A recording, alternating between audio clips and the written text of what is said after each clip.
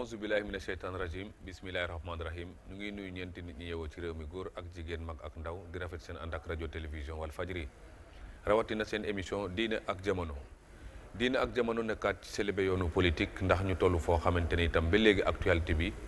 politique moo ko dominé ndax dañ ne mandaaw juróomi at bi nga xamante ne président Macky Sall war na koo def te kenn du ko yeesal bañ ko tuddee ba léegi itam lu bëri jaar na fi ci ay waxtaan ci ay waxante ci ay woote waaye itam ci xaxarante gu métti goo xamante ni itam dafa juddoo ci nit ñoo xamante ni itam am nañu bëgg-bëgg ci lu bëri am ñoo xamante ne leen ne ñu dellu siwaat seen kër baay am ñu ne itam dañ leen ne nañ jóge kër baay toxu ndax itam nañ fa gis daal jar na màngaan leneen la ca tegu itam coow li tàmbaliwaat ci Assemblée nationale nga xam ne coowal mandat amaat na fa ñoo xam ne dañ ne dañuy nangu seen mandat ñu dem ba mu yàgg ñu laaj ko fekk kooku joxoon na leen ko muy maître Madické Niang mi nga xamante ni itam jëlaat nañu li nga xamante ne moom mooy mandat député am jëkkoon na ko joxe ñu bàyyiwaat ko ak moom ñu bindaat ne nañ ko joxe moom bàyyi na lépp démissionné ci parti bi benn sax am na ñu jóge ci parti bi fekk si waat ko ca foofu mu nekk. loolu itam nag xew ci yeneen parti yi parti socialiste itam woote nañ ne nañ njaboot ki itam nañ dellu si waat leneen itam nekkaat ci mbir mi mooy président de la république nag woote na tàllal loxo ne na woo ñëpp nag Sénégal ñu waxtaane réew mi. loolu yëpp nekk lu dox gannaaw élection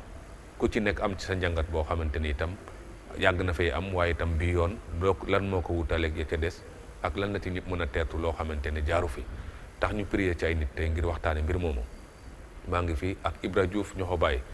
nekk ex membre comité directeur parti démocratique sénégalais nekkoon itam mandataire national Madické 2019 Ibra Diouf ñoo ko bàyyi maa ngi lay nuyu. jërëjëf sëñ Ousmane téléspectateurs yëpp. jërëjëf maa ngi fi ak Mor Faye mu ngi nekk chargé de la vie politique du cadre du parti socialiste nekk itam responsable politique Taset ci région bu Thiès Mor Faye maa ngi lay nuyu. Ousmane bi nga ma mayee ma nuyu sama militant yi sama base bi mooy waa Sipan fi ma cosaanu di jàll si ñoom nuyoo bi di nuyu waa commune Taset gi yëpp 51 villages yëpp. maa ngi nuyu ñi nga xam ñooy téléspectateurs yi ak waa parti socialiste yëpp. jërëjëf maa ngi fi ak Idrissa Diallo maire Dalifort Foirail nekk itam coordonnateur mouvement Khalifa président Idrissa Diallo maa ngi lay nuyu. maa lay nuyu bu baax Ousmane di nuyu groupe Walfadjri yëpp di nuyu sénégalais yëpp téléspectateurs yëpp actuellement ak di nuyu aussi sama naataango yi fi nekk. sama collègue ak yéen leen nuyu bu baax a baax. jërëjëf ñu ngi rafetlu vraiment invitation bi. merci beaucoup jërëjëf Idrissa Diallo maa ngi fi ak Lamine Seck nekk responsable APR ci département bu Bambey rawatina ci commune bu Ngoy nekk ancien sénateur nekk itam ancien député nekkoon questeur ci Sénat maa ngi lay nuyu Lamine Seck. Ousmane maa ngi lay nuyu bu baax di sant yàlla di sant samay waajur di sant ñëpp. di la gërëm bu baax a baax. di nuyu sama naataango yi. di ñaan aussi li ñu fi jëlee am njëriñ ci biir Sénégal. ñu ko waxee ci sa introduction bi. maa ngi nuyu ñëpp surtout waa département Bambey. di nuyu sama naataango yi Ibrahima Diouf ñoo ko bàyyi xam naa bu baax. yéen nañu liggéey ci PDS maa ngi koy nuyu di nuyu Idrissa Diallo. di ko jaale aussi suñu mbokk mi nga xam ne mu ngi woon commune de Dalifort muy Ousmane Diouf. di la jaale aussi directeur rajo bi Sidi Lamine ñëpp ak koo xam ne aussi ci la bokkoon muy journal bu rëy ñu bokkoon liggéey Sénat muy Ahmed Bachir Kounta yàlla na yàlla xaral àjjana. amiin jërëjëf Lamine Seck ñu ngi leen di sant yéen ñëpp ci ni ngeen ñëwee wuyu suñu fii ci télévision bi Ibra Diouf ñu ko bàyyi ñu génn ci ay élection yoo xamante ni yéen bokkoon ngeen ci Madické 2019 élection yi bi ñu weesoo itam nag lu bëri jaar ci ginnaaw ay woote waaye balaa ñu yegg ci woote itam mu mel ni woote yi ànd naa xeex ci suuf boo xamante ne yaakaar naa jot ngeen ko dund parce que ku mel ni maître Madické Niang renoncé na ci mandat député finalement démissionné ci parti démocratique sénégalais loolu itam ñu bëri jàpp ne li ko war a wundu jaaxal na leen parce que candidature am demoon na ba mu yàgg ñu am luñ ko laam-laamee waaye ñu dem ba élection passé ñu jàpp ne yëf yi war naa mën a wéy ndax mandat électif la yor lan moo mën a dem ba pousse ko mu delloo yëf yi ndax nee nañu kii di président groupe parlementaire bindoon na lettre président assemblée nationale pour mu delloo leen seen ndombal tànk looloo ko waral wala moom dafa am beneen gisin bu bees ci doxalin boobu. jërëjëf sëñ Ousmane maa ngi nuyu sama nattangoo yi ma toogal ci table bi di la sant ci invitation bi. waaw foofu dafa am ñaari mbir yoo xamante ni moom nga wax participation en tant que candidat maître Madické Niang. ensuite avant loolu dafa nekkoon député. nekkoon aussi président du groupe parlementaire Liberté et Démocratie. xam nga moom dafay teel a wax mu ne amul dara lu muy xëccoog Ablaye Wade lu ko Ablaye Wade dénk bu ko Ablaye Wade soxlaa jarul ñaar di wax ñett di wax bu ko laajee dina ko delloo posture booba na mu taxawoon démb ak bërki démb ci la taxawee ba bis ni ki tey yàlla dogal na nag ñu dem ci élection yi dinañu ci dellusiwaat la tax mu yëkkati candidature am ñoo xam ne ca parti ba yàgg nañuy wax naa war na delloo mandat bi war na ko delloo bu mandat bi desoon ci loxoom ba léegi loolu maître Abdoulaye Wade moo ko waraloon parce que moo ne da ko waxoon ne ko delloo ma sama présidence groupe parlementaire mais bu le nga dese ak mandat député bi te loola la wéy moo tax bi ñuy wax ñeenaa dañuy bind lettre pour demander ñu déchoir ko yooyu yëpp mu ne moom Ablaye Wade moo ko dénkoon Ablaye Wade nee na soxla na da ko koy delloo parce que moom dara jaralu ko muy xëccoog Ablaye Wade loo xamante ne lii mbir la moo xam dañu ko seqoon démb ak bërki démb parce que moom nit la koo xamante ne kii dafay fàttaliku démbam xool teyam di xool ca kanam nag ëllëgam loolu moo tax amu ci benn problème parce que nee na daal moom yooyu yàgg na ko wax sax nag yàgg na ko wax mais loolu nekkul est-ce que neexal dëkkandoo ndax bu xëccoowul ak moom mandat tey xëccoo moom ay militants parce que nee nañ am na 26 membres comité directeur yoo xamante ne ñu ngi koy rejoindre foofu itam dafa mel ni mu ngi daw xeex boo xamante ne sampu na déet xam nga gis nga sax ñuy wax 26 membres ëpp na loolu 26 membres yooyee ba ñu ko compté xam nga man boobu maa ngi ca beneen liggéey nekkuma fa te man ci membre comité directeur yi nga xamante ne dañoo jóge PDS dem ànd ak moom man ca laa bokk ak keneen ak keneen ak keneen ëpp na loolu fii mooy wax ak yow nii 17 membres du comité directeur ñu ngi may woo tekkiwuñu conférence ba mais dañu wax ne ñoom itam dañu bëgg a def conférence wane ne jóge nañu PDS pour ñëw si ànd ak ñun ci wetu Maître Madické Niang kon la rupture est consommée daal fii mu ne nii xam nga mbir yi aussi yu bari dafay jaar sunu kanam nu am lu nuy fàttale ko xam nga man bu ma la waxee ne maa ngi dugg PDS le 15 octobre 1975 kon rupture yu bari jaar na sama kanam nga xam ne bam ca booba yi damay wax ne l'essentiel mooy bu kenn xas sa morom bu kenn saaga sa morom ndax on ne sait pas de quoi demain sera fait ëllëg yàlla moo xam ba ma koy wax 98 yaa ngi rappelé wu loolu ak sama mbokk yi ñoom ñi àndoon ak Ousmane Ngom ba ma leen wax ne bu kenn saaga PLS bu kenn saaga sa morom parce que nous sommes sur un terrain glissant muy que ce soit sur le plan syndical comme sur le plan politique rupture mën na am mais kenn ku ci ne xam ne démb dafa neexoon ngeen ànd tey mbir yegsi na am na lu mu gëm Maître Wade ak ña fa des am na lu ñu gëm resté fa ñun gis nañu ne bokkatuñu gis-gis jóge nañu fa war nañoo mën a dem ci noonu kenn bañ a xas sa morom kenn bañ saaga sa morom. dinañ ci dellu soit léegi Mor Faye parce que lu mel noonu itam dafa gane si biir parti socialiste nga xamante ne fa ngeen nekk waaye gis nañ ne parti socialiste bu Ousmane Tanor Dieng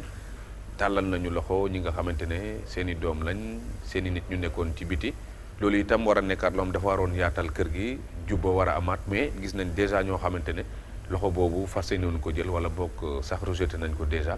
mais ñàkkul ñoo xamante ne peut-être am nañ yeneen gisin yow biñ ko waxee ak tontu yi ngeen ci jot nan nga jàngate mbir mi ne moo ko war a jur ak lu ngeen ci mën a xam. jërëjëf Ousmane maa ngi nuyu ñi ma bokkal plateau bi spécialement sama mag Idrissa Diallo ma nuyoo ñëpp ci saafonte bi ñu saafonte sax ci biti ndax crise bi mu amee parti socialiste ba mag moom ba léegi jàkkaarloo je crois que c'est la première fois si je ne me trompe kon bu ñëwee ba à cet instant tey ñu war a waxtaan ci lii damay rafetlu kàddu gi doon na ma neex sax mu njëkki woon ci moom man ma mën a indi xëy na ay quelques tontu pour rek ñu xool nu ñuy defaree mbir mi parce que xëy na nit ñi ci kàddu gi nit ñi am na lu bëri loo xam ne nit ñi dañ koo xaw a jaxase ci carte gi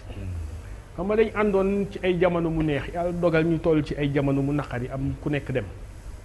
mu am ñi décidé ni dañuy dellu siwaat ci parti bi ci biir politique bi passé yàlla dogal bi loolu antoo président Ousmane Tanor Dieng maa ngi koy nuyu de passage sama kilifa sama lépp mu décidé convoqué leen ñoom ñu ñëwaale ci bureau politique bi muy Banda Diop ak l'autre là l'adjoint au maire de Médina Bamba Fall. bi ñu ñëwee bi leen président Ousmane di présenter ñi nga xam ñooy public bi. mun ñii kat waxtaan nañ ba déggoo nañu pour ñu delloo si. léegi ci même condition yi ñuy dellu see ci parti bi. bu amee ñeneen ñoo xam ne xalaat nañ ni mën nañoo dellu si ci parti bi. bu ñu waxtaanee ba déggoo ci condition yooyu. bu boobaa man gisuma benn obstacle aw ma benn problème pour ñoom ñu dellu si. ci loolu moo nekkoon déclaration ci la ñuy wax bon dégg nañ ci nag ay yaatal yoo xamante ne bon comme nag nettali ci làmmiñu borom la gën a neexe xëy na sama mag gi ma jàkkaar lool bu amee nu mu ko waxee ak lu mu ci xalaat xëy na man dinaa mën a am nu ma waxtaanee moom xëy na ma am aussi lu ma ko condition yooyu yan la woon. waaw condition yi mooy xam nga ñoom bi ñuy quitté parti bi ñu ci gën a bëri dañ leen dàq ci ñàkk déggoo xam nga Idrissa Diallo mii nii li ko dellusiwaat ci parti socialiste bokkut ak li delloo militant bi ko toppoon ci parti socialiste parce que militant boobu xëy na merle na Idrissa tax moom mu dem kooku buy dellu si xëy na conditions yi du benn mais Idrissa ci engagement bi mu engagé wu ci beneen côté bi ak wax yi nga xam ne am na ci diggante bi xëy na bu bëggoon dellu si am na waxtaan bi gën a yaatu bi ñu gën a formulé boo xam ne xëy na mooy tax mu dellu si mais comme yooyu yëpp àgguñ ci te xamuñu exactement wax jooju bi ñu ko waxee parce que wax ji du woon dañuy def appel déedéet dañ doon wan nit ñi ne ñii ñibbisi nañ dañ bokk ci kër gi. di dalal ay nit bu amee keneen koo xamante ne namm na lu mel nii. ñun gisuñ ci benn inconvénient bu ñëwee ni ñu waxtaanee ak ñii ba déggoo ba ñu dellu si. ñooñu bu ñëwee noonu la ñuy waxtaanee ak ñoom soit ñu déggoo ñu dellu si bu ñu déggoowul ñoom ñu dem. parce que kilifa ji wax na ko sànq. ànd jarul saagante. àdduna dafa gudd tànk.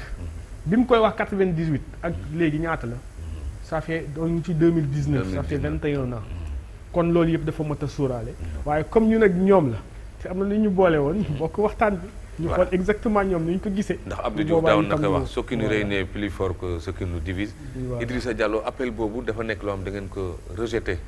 immédiatement wala dafa am conditions yi ngeen posé itam parce que ñoom posé nañ ay conditions de retour te ñoom ñoo excluroon yéen itam da ngeen di posé ay conditions parce que wax na ko nee na li delloosiwaat benn militant delloosiwaatul ku mel ni Idrissa Diallo parce que Idrissa Diallo peut-être ci biir PS am na place bu mu fa occupé woon ndax bu ñëwaatee day jël place boobu. wala di nekkaat militant simple bëriwaat ba jot ci place bi nga xam ne am na kenn ku fa toogaat ci foofu aussi ndax da ngeen posé dara wala nu ngeen gisee appel bi. donc maa ngi remercier encore si occasion ngeen ñu may pour waxtaan bi comme ni ñu ko waxee. en fait waxtaan ak sénégalais parce que defe naa bii waxtaan public la. donc am na li nga xam ne amoon na si bureau politique xaw ma samedi bii la wala beneen bi. donc dañuy dégg déclaration rek comme ni ko Mor waxee bon ñu bëri commenté ko. à cette manière man defe naa kenn mësuma dégg mooy aussi loolu sax d'abord parce que man pour man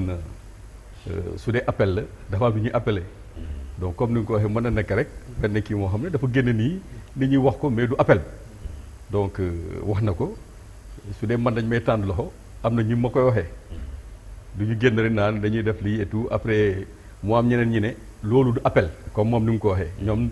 si biir bolo politique dañu accueillir ay nit ñu ñëw si parti bi si la ñu ne amuñu benn inconvénient keneen ñëw. ku bëgg a def nit ñi. waaw loolu du appel d'abord. donc si forme bi sax affaire ba léegi ñun man mënuma la ne dañu appel wala appeluñu. parce que ñoom dañ ne appeluñu mais dafa am ñu ñëpp si. ñu dalal leen. lu tax donc keneen ku bëgg a ñëpp si ndax yéen pare ngeen ñëpp si wala parewu leen ñëpp si. xam naa non boobu beneen affaire la. c'est damay wax si appel bi li ñuy wax nii. il faut ñu leeral. on n'est pas d'accord si termes yi ñoom ak ñun ak ñeneen ñi ak suñu biir ak ñoom seen biir que ñoom mosuñu def appel. xanaa ñu bëri bind nañ ko lire naa c'est yenn textes yi que mosuñu def appel donc pour man appel amul donc loolu dañ koy teg de côté. beneen affaire ñibbisi wala bay ñibbisi ñun demuñu fenn amul kenn ku musa ne moom génn vertu socialiste moo tax affaire bi xaw ma jaaxal ñu bëri parce que ñoom dañuy ne moom nee nañ ñu dàq ñun nee nañ dàquñu ndax parti soo fay dugg c'est un engagement da ngay dem am forme yi ngay adhéré parti bi ba am si ay responsabilités parti boobu bëgg a dugg aussi amul benn parti boo xam ne amul organisation da leen nan la ñuy dàqee nit na ngay duggee nan la leen suspendre nan la leen sanctionné waaw su charte yi waxee lépp dañuy sanctionné nit jékki-jékki rek ne la yow dàq naa la nga ne dàq na ma alors que fu mu war a jaaru fa instance yi war a prononcer loolu ak yow lu ñu war entendre lu yëpp wax nañ ko si kayit texte parti su dee jaaruñu fa te jotoo benn kayit wax nañu ñun taxaw nañu partout ñu ne ñu leen di musuñu am notification parce que su yoo dàqee nit da nga koy notifier benn kayit dàq naa la waaw donc amoo notification kenn déglul si instance et tout nit jóg ne rek amul kenn def ko pouvoir boobu si kii bi ne dàq naa diw ñun pour ñoom lu dàq loolu bagarre d'opinion la cosmétique la bu ñuy indi pour wax ne diw jël la décision diw jël mais suñu indoo notification si la ñuy ne man du ma am problème ne dàq nañ ma je prends acte léegi damay poursuivre wala damay attaquer acte bi pour ça et ça ñun particulièrement Barthélémy Dias saisir nañ juge de référé si loolu kenn prononcé aussi ba léegi to pour ñun daxuñu ñene ma parti socialiste donc léegi ay appel ngay appel ki nga xam ne daxagoo ko c'est-à-dire que xam nga waxu politique nii na ooy dax nañ diw mais am na suñu groupe amul kenn ku la ne man koy ne man mais ñoom dañu naan dañu leen parti socialiste des valeurs dañu ne ay valeurs yu ñuy porté nous sommes des socialistes des valeurs mais toujours dans le parti socialiste courant bi wala courant de pensée wala c'est pas intérêt dans un parti nous on n'a pas dit am nañu fit aussi am nañu fulla moo xam ne ni ñu duggee dañu naan démissionné nañu mais dañu ne benn nit mënul tax ñu démissionné parce que principe la moom nee na candidat du fi am ñun gëm nañu suñu parti dafa am candidat mais dañuy xeex si loolu kon daal li Aïssata Tall Sall waxoon ne seen coow yëpp mooy problème mu dañuy dem am candidat ak duñu am candidat moo leen mos a boole mais du loolu la parce que parti socialiste yore réew mi 40 ans rendez-vous yëpp nga fekkee ko nga jékki-jékki rek pour intérêt bu benn groupe ñu ne diñu si bokk fàtte toute une génération fàtte Sénégal parce que patrimoine du Sénégal xeex bi am ñu indi fii mais politique parti socialiste ñoom suñu doon renouvelé y avait des morts parti socialiste benn xeex am fa ay suuf ndox on a emprisonné des fils du parti am nga xam ne seen dañu judd si parti bi seen papa yi ay grand responsable la ñu woon un maire des responsables de jeunes et tout tëj leen après bàyyi leen amul jugement amul dara pour loolu yëpp dama bëgg a napp gars yi pour ñu ne candidat loolu c'était trop grossier ça dafa ëppoon quoi donc képp ki nga xam ne am na li ngay défendre parce que utoo poste utoo leneen su dee poste la du ñu dem foofu feneen fu ñu koy joxee xam nañ ko Macky Sall fu mu ne xam nañ ko su dee poste rek la foofu la ñuy jëm mais su dee parti la parti yi bëri nañ fi mais man moom xam na ni man yàgguma woon si parti 2003 laa ñëw est-ce que dañu amoon pouvoir est-ce que dama jógal sa bopp dem dugg parti socialiste waaw su ma fa nekkee nag ñii def li nga xam ne neexuma ma jël sa responsabilité ma ne lii neexuma nañ ma indi débat ñu débat si loolu. loolu daal ci waxtaan la tollu mais nekkul moi je vois pas le problème c'est-à-dire que problème bi ñoom ñoo ko jël dinaa dàq nañu Khalifa dàq nañ mais Khalifa moo jiitu tanoon si parti bi Khalifa moo ko njëkk nekk membre du bureau politique waaw s'il y a des principes moom mu ne jékki-jékki ne dàq na te amul conseil discipline kenn entendre ñu parti bi loolu la wax entendre ñu nga convoqué kenn ñëwul nga constaté que convoqué na leen dans les mais on a pris les formes kenn ñëwul mais jékki-jékki rek parce que pouvoir bi allié nga ne damay pour profiter aussi pouvoir bu fi nekk parce que bon il y a des gens qui sont comme ça ma dàq ay nit dara du si dañ ñun am sañ-sañ xam ni justice am na ñu porter plainte suñu avocat yi commencé échanger changer si mémoire yi mais ba léegi kii boobu amul parce que référé dañu woon mu gaaw mais lan la ñu war a def léegi donc mënuñu ne dañu dàq ma ñun daal on est parti socialiste d'accord dinañ ci mais ñëwaat d'accord ñu si ñuy doxalee parti d'accord voilà dinañ ci ñëwaat léegi non non xaaral après ma ñëw léegi Lamine Seck parce que dama la bëggoon laaj yow damaa gis ne guerre bi ci biir parti yi am na guerre bi itam am na ci place boo xamante ne miin nga ko xam nga ko muy assemblée nationale di ay jël mandat ak nangu mandat ak yooyu doxalin boobu ci assemblée ak doxalin ba nga xamul ci assemblée ndax amul lu fi soppeeku loo xamante ne laajoon na. jërëjëf Ousmane dama bëgg rek wax la ne suñu plateau bi dafa àla dawme tey. jërëjëf parce que ñeenti séeréer ak benn tukulóor. damay bëgg rek ñu may kii muy suñu buur tey. kon buur ba waaw Idrissa Diallo bu loolu passé may d'abord remercier féliciter le département de Bambey ci victoire bi ñu def ci mouvance présidentielle Benno Bokk Yaakaar jox Macky Sall mu gagné. boo taxaw nag di nga fay waaw boo balaa nga génn kon di nga fay waaw di surtout la population de Ngoy. jërëjëf parce que Ngoy 68% la am. jeex waaw meeting bu bi loolu passé assemblée nationale xeex yu mel nii dafay yàgg am li tàmbalee sa constitution 59 60 ba actuellement boo xoolee en 5 ans 60 amoon na xeex bu fa amoon entre Mamadou Dia ak yi loolu mooy continuer boo rappelé en 2004 il y avait une fronde à l'Assemblée nationale man bokkoon naa ci fronde boobu je faisais des 14 personnes yi nga xam ne da bokkoon ci fronde boobu parce que boobu dañ doon wax dama doon dugal foo xam ne bokkuma ci ñu créé fronde boobu sama sëriñ si Abdou Aziz Sy yàlla na nu yàlla tab ci barkeem moo woo président Abdoulaye mu recevoir ma par l'intermédiaire de Pape Diop et de Macky Sall kon xeex boobu yàgg na assemblée yàgg na xeex boobu yàgg na li ma ci xaw a jaaxal nag mooy que ñu wax ne boo bàyyee parti da ngay bàyyi sa mandat man daal yaakaar naa dina xaw a jafe parce que léegi député yi nii duggee mooy par coalition te constitution bi nga xam ne boo bàyyee sa parti boo nekkee député bàyyi parti te ci coalition bi da ngay nekk député man nag foofu xaw na ma jaaxal ne jaw naa réeral danay daqe nit ki parce que ci coalition la duggee loolu la nan lay duggee dama xam ne daal ci gàttal xeex boobu yàgg na assemblée nationale de 60 jusqu'à présent loolu yàgg na boo naa sama front bi ma bokkoon ba loolu moo taxoon xeex boobu moo fa amoon ba te ba léegi taxul mu dàgg dinañ ci ñëwaat léegi est-ce que nekkul ne Ibra Diouf ñu ko bàyyi loolu taxoon président Abdoulaye Wade ne bu ngay nangu groupe parlementaire am waaye na des ak poste de député parce que xam na ne poste de député boobu am na lu ci laxasu lu mel noonu loo xam ne nekkul ne da ngay ñëwaat ak aussi tëbb ko jël parce que gisoon naa déjà président groupe parlementaire Benno Bokk Yaakaar ne ki Madické coalition moo ko fal mais nekkul parti politique mu mel ni nekkoon na bànqaas mu mënoon téye ba dëgër damaa xamul ci diggante bi lan moo tax ngeen lâché wala boog. waaw nga may ma dellusiwaat ci benn élément bu tuuti. xam nga ñi jóge ci comité directeur. mbaa ci yeneen bànqaas ñëw fekk si maître Madické dafa nekk loo xamante ne lii ba ñu waxee ne dañuy def conférence de presse ñi nga xam ne ñoom laa nekkal en contact actuellement dama leen ne man day jaraluma ko li tax jaraluma ko ba may dugg ci PDS dañu ma jaay carte bu may génn damay bind démissionné sama kayit a ngi nii dama bind maître Abdoulaye Wade wan ko ne ko démissionné naa bés ni ki tey ci PDS dem naa ànd ak ku ñuy wax maître Madické Niang ca la muy créé yi ëllëg donc jaraluma man may dem naa damay ko convoqué li loolu daal laa leen digal ñu ngay gisee nag seen biir xamat ne loolu la ñuy def am déet mais man sama papier mu ngi nii démissionné du parti démocratique sénégalais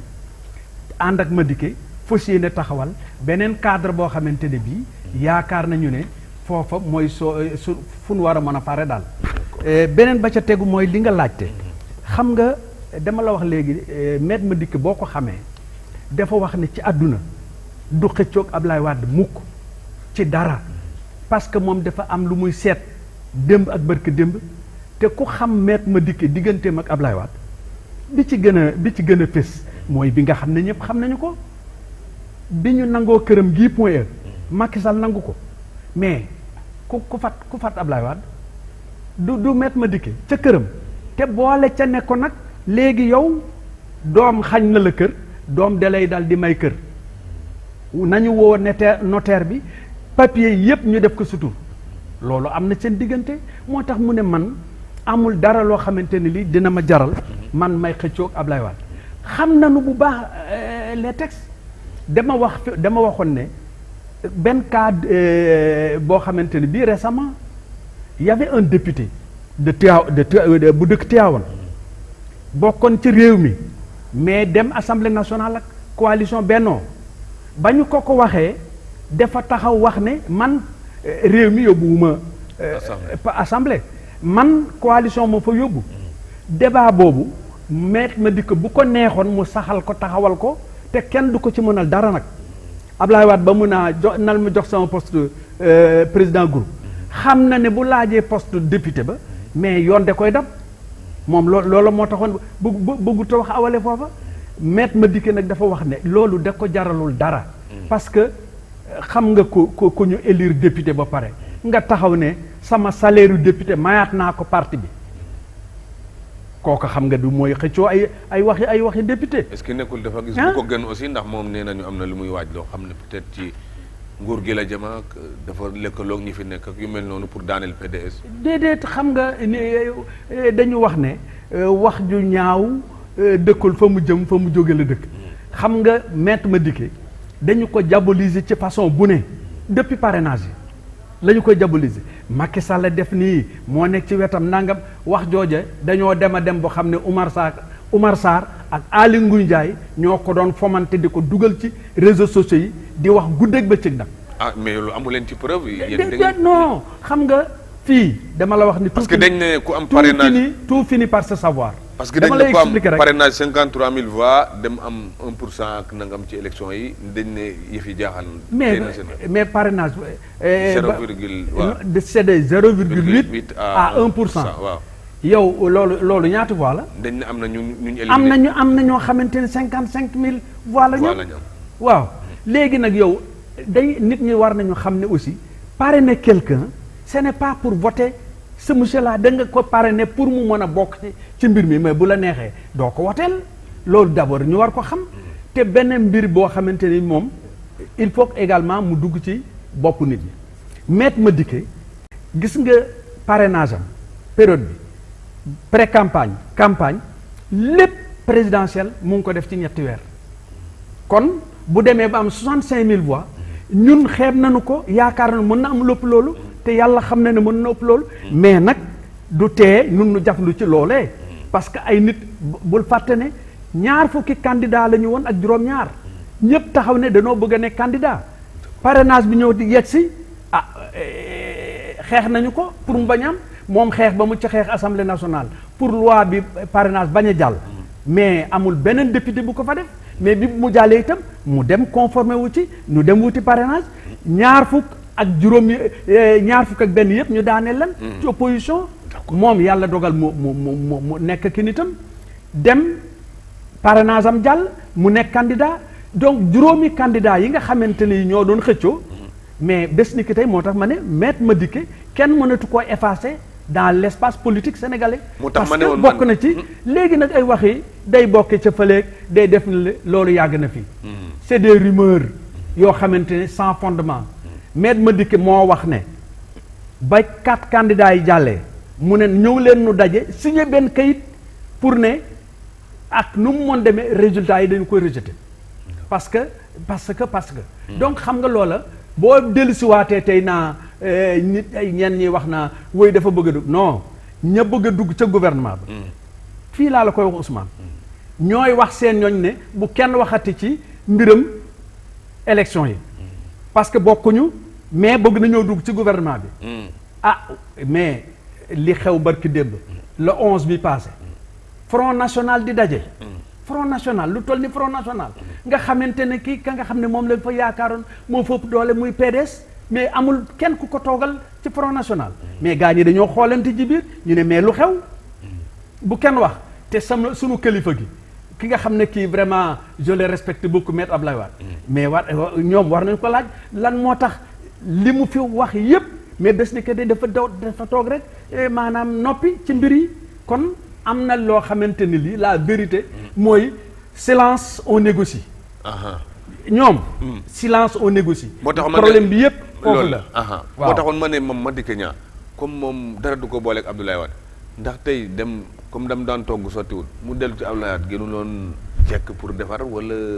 yëf yi foofu la tàggate mbir déedéet xam nga xalaatee bokkatu xam nga bëgguma ci sax di sori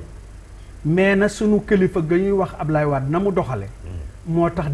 dellu fa kenn mënu ko imaginer actuellement du moins ndax na mu doxale dafa xeex Madické ba ñëpp xam ko kooku moom wóor na ñëpp ba muy tudd candidat yi ñu bëgg mu woteel leen mais tudd Madické te Madické nag jaar ak moom fu ne moo tax xam nga wax dëgg si yàlla Madické bés ni ki tey nii mu nga ca leneen noo nga ca leneen ak moom du wax yi ay dellu parti démocratique sénégalais mais nag moom li mu wax mooy bëggul dégg ku saaga bëggul dégg ku xaste bëggul parce que man maak moom dañu bokk foofu gis-gis parce que ñoom Ousmane Ngom ñii ba ñuy dem en 98 danoo bokkoon groupe ñu waxtaan ne parti la ñuy formé ma leen du ma bokk ci parti booba mais li ma leen di yëgal rek mooy ñoom bay la waan ak ñoom ñëpp ma taxaw ma ne leen bu kenn saaga sa morom ndax ëllëg boo saagaa tey koo ko fayu ëllëg gisee day jafe moom nag laay ñaanal aussi sunu mbokk socialiste yi xam naa ne daal wax dëgg si yàlla man en tout cas li leen dal fi ngeen nekk fi mu ne nii c'est un débat boo xamante ne bi loolu aussi dafa yegg ci beneen parti dem ci beneen parti moo tax il faut que rek ñu wootante ñu ci bàyyi xel nous sommes sur un terrain glissant tàggoo tey teewul mën a àndi ëllëg ñu bàyyi ci xel ñu fàttali ne invité woon nañ tam président groupe parlementaire liberté démocratie waaye dafa am gàllankoor moom Mor Faye parce que déglu nga sa mag Idrissa comme ni nga koy waxee Idrissa Diallo mu dellusiwaat ci li nga xamante ne jàpp na ne parti socialiste moom parti socialiste la kenn dàqu fa kenn demu fa kon waxtaan bi nekkul ay tàllal loxo wala ay woote waaye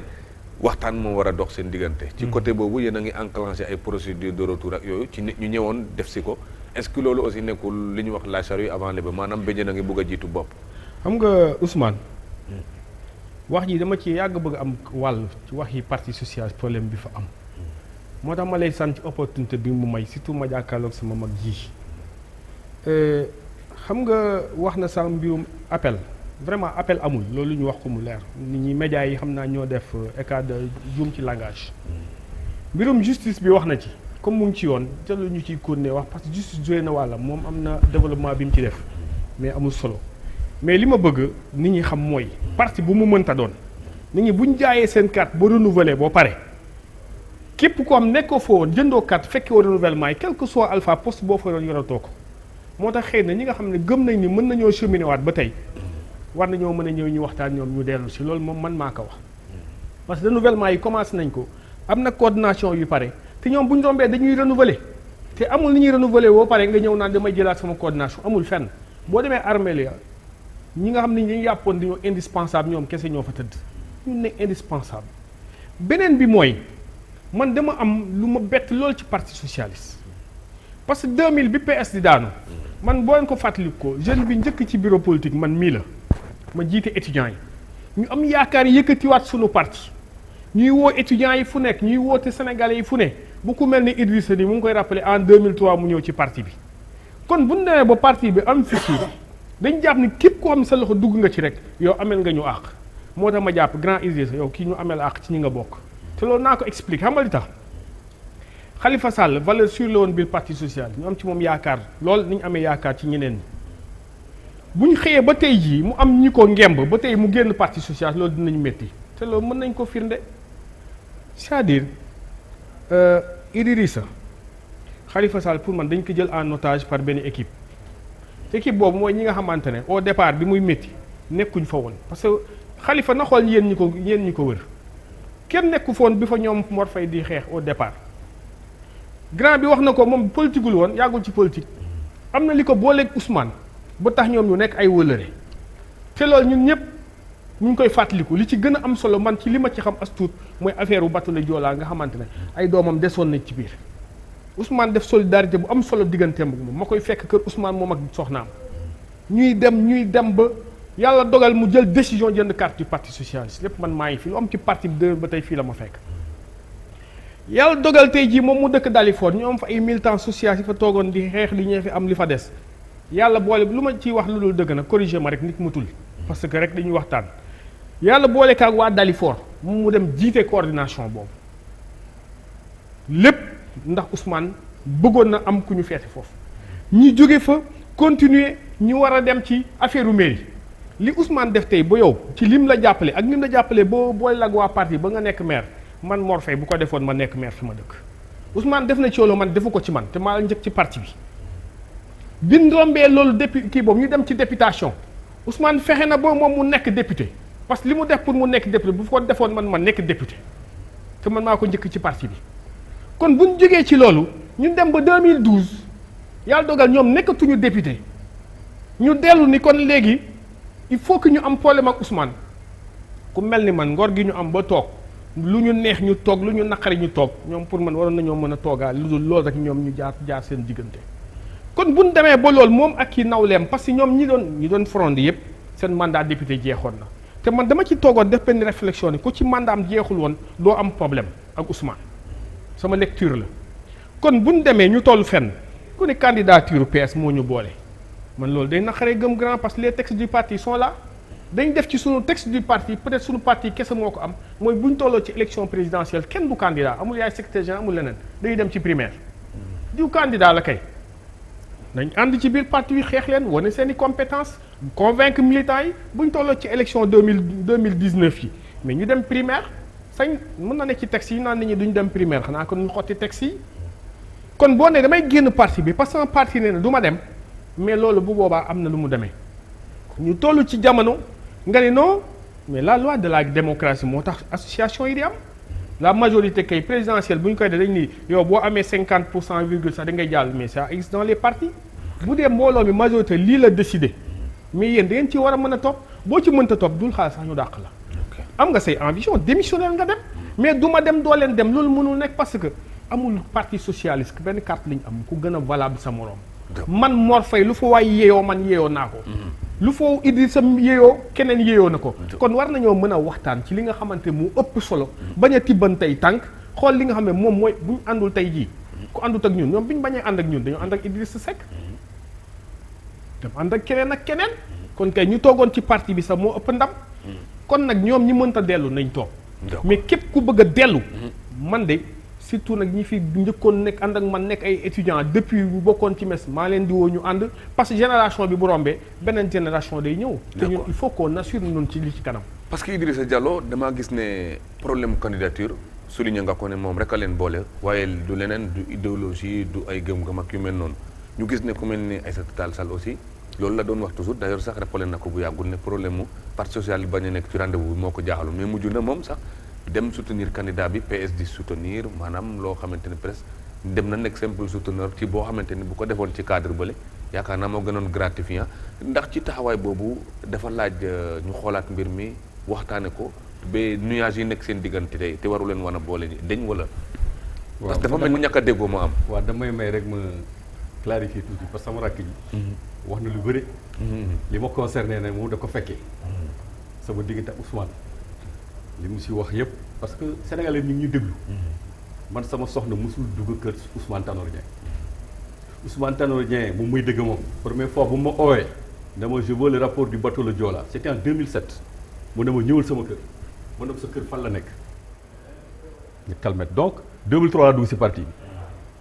dem naa solidarité si kii franchement je crois que loolu ay wax la rek di ñuy bëgg pour defar Ousmane solidarité wul ak man si bateau le Joola. man maa dem man Aboubacry Kane sama papa la woon lan yàlla ko yàlla yërëm. du parti socialiste. waaw j'ai travaillé avec son fils ñoo bokkoon bureau 98 90 dama doon jàppaleel parti socialiste ma ne je ne sens pas ce parti. moo demee 2003 sentir ko maa dem sama bopp si Aboubacry ma ne ko dama bëgg a dem parti socialiste mu ne ma si doon 2 semaines nga réfléchir parce que li ma waxoon ak nga li nga da ngay dugg parti ba va réfléchir 2 semaines. Ousmane maa ngi koy fekk il était député dans son bureau. à l'Assemblée. bu Aboubacry moom fa yóbbu donc dama bëgg Sénégalais comprendre. parce que ñoom ñëpp loolu la ñuy wax. te xam naa ne Ousmane waxu leen ko. parce que du dërëm du jàppale du solidarité li muy wax yëpp sama soxna musul dugg kër Ousmane. Ousmane bu may woo 2009 nee ma kii ak El Hadj Fall mooy dëgg tey bu caaro yi moo ma yóbbu këram bu nekk fee ni mu tëddi 2009 2003 laa dugg këram bu nekk université maa ko xam 2009 donc man du ma genre boobu loolu cosmétique bu ñu indi la rek. pour jéem a yàq non non non man Ousmane xaw ma ko pour dem mu jàppale ma si kii ou quoi que ce soit nee na dañu génn parce que mandat bi dafa jeex man 2012 laa nekk député 2015 la ñu commencé problème bi mandat bi 2017 la jeex waaw balaa mandat bi di jeex on était sur les principes moom su dee day wax dëgg 2014 dama toog bureau politique 2013 ma ne Ousmane su dee Benno Bokk Yaakaar la ànduma ak yéen bu ñuy préparé local 2014 bo ànduma ak ñoom. dama ne Serigne Mbaye Thiam qu'est-ce que vous me proposez comme kii mesure coalition ndax man dootuma Benno Bokk Yaakaar ça c'était avant 2014 bu ñuy wax loolu donc juste après les élections présidentielles la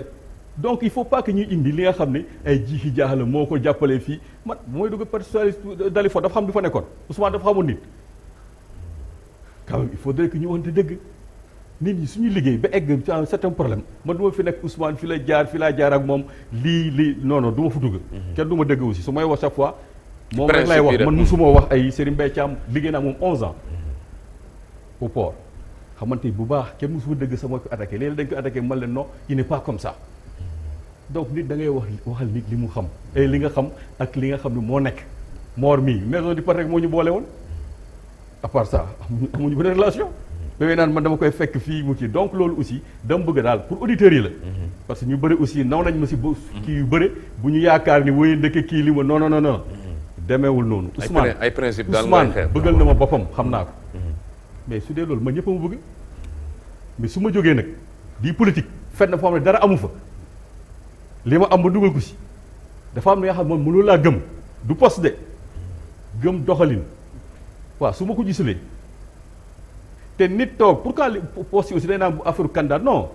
moom moo wax première fois bu muy wax je serai plus candidat c'est ma dernière candidature maa ngi taxaw kii fekkeew ko cafétéria la Yaraax y avait Ibrahima Diamé l'ancien maire de Patte d'Oie y avait Barthélémy Dias jour boobu je crois qu'il y avait kan encore là y avait quelqu'un d'autre maire fa la ñëw en campagne xaw pré-campagne muy naan c'est ma dernière candidature de toute façon waaw moom candidature boobu su jàllee 2012 ñun amuñu droit wax candidature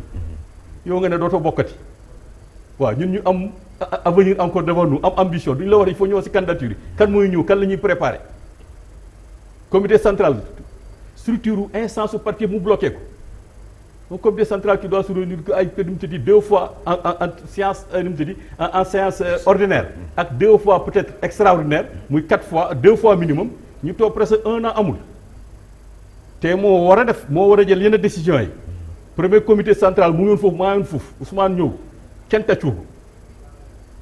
muy xaar muy wax kenn tàccuwul mais wu ne le parti aura un candidat toute la salle s'est levée par acclamation tàccu le parti lui a montré que ñun loolu la ñuy xaar ci yow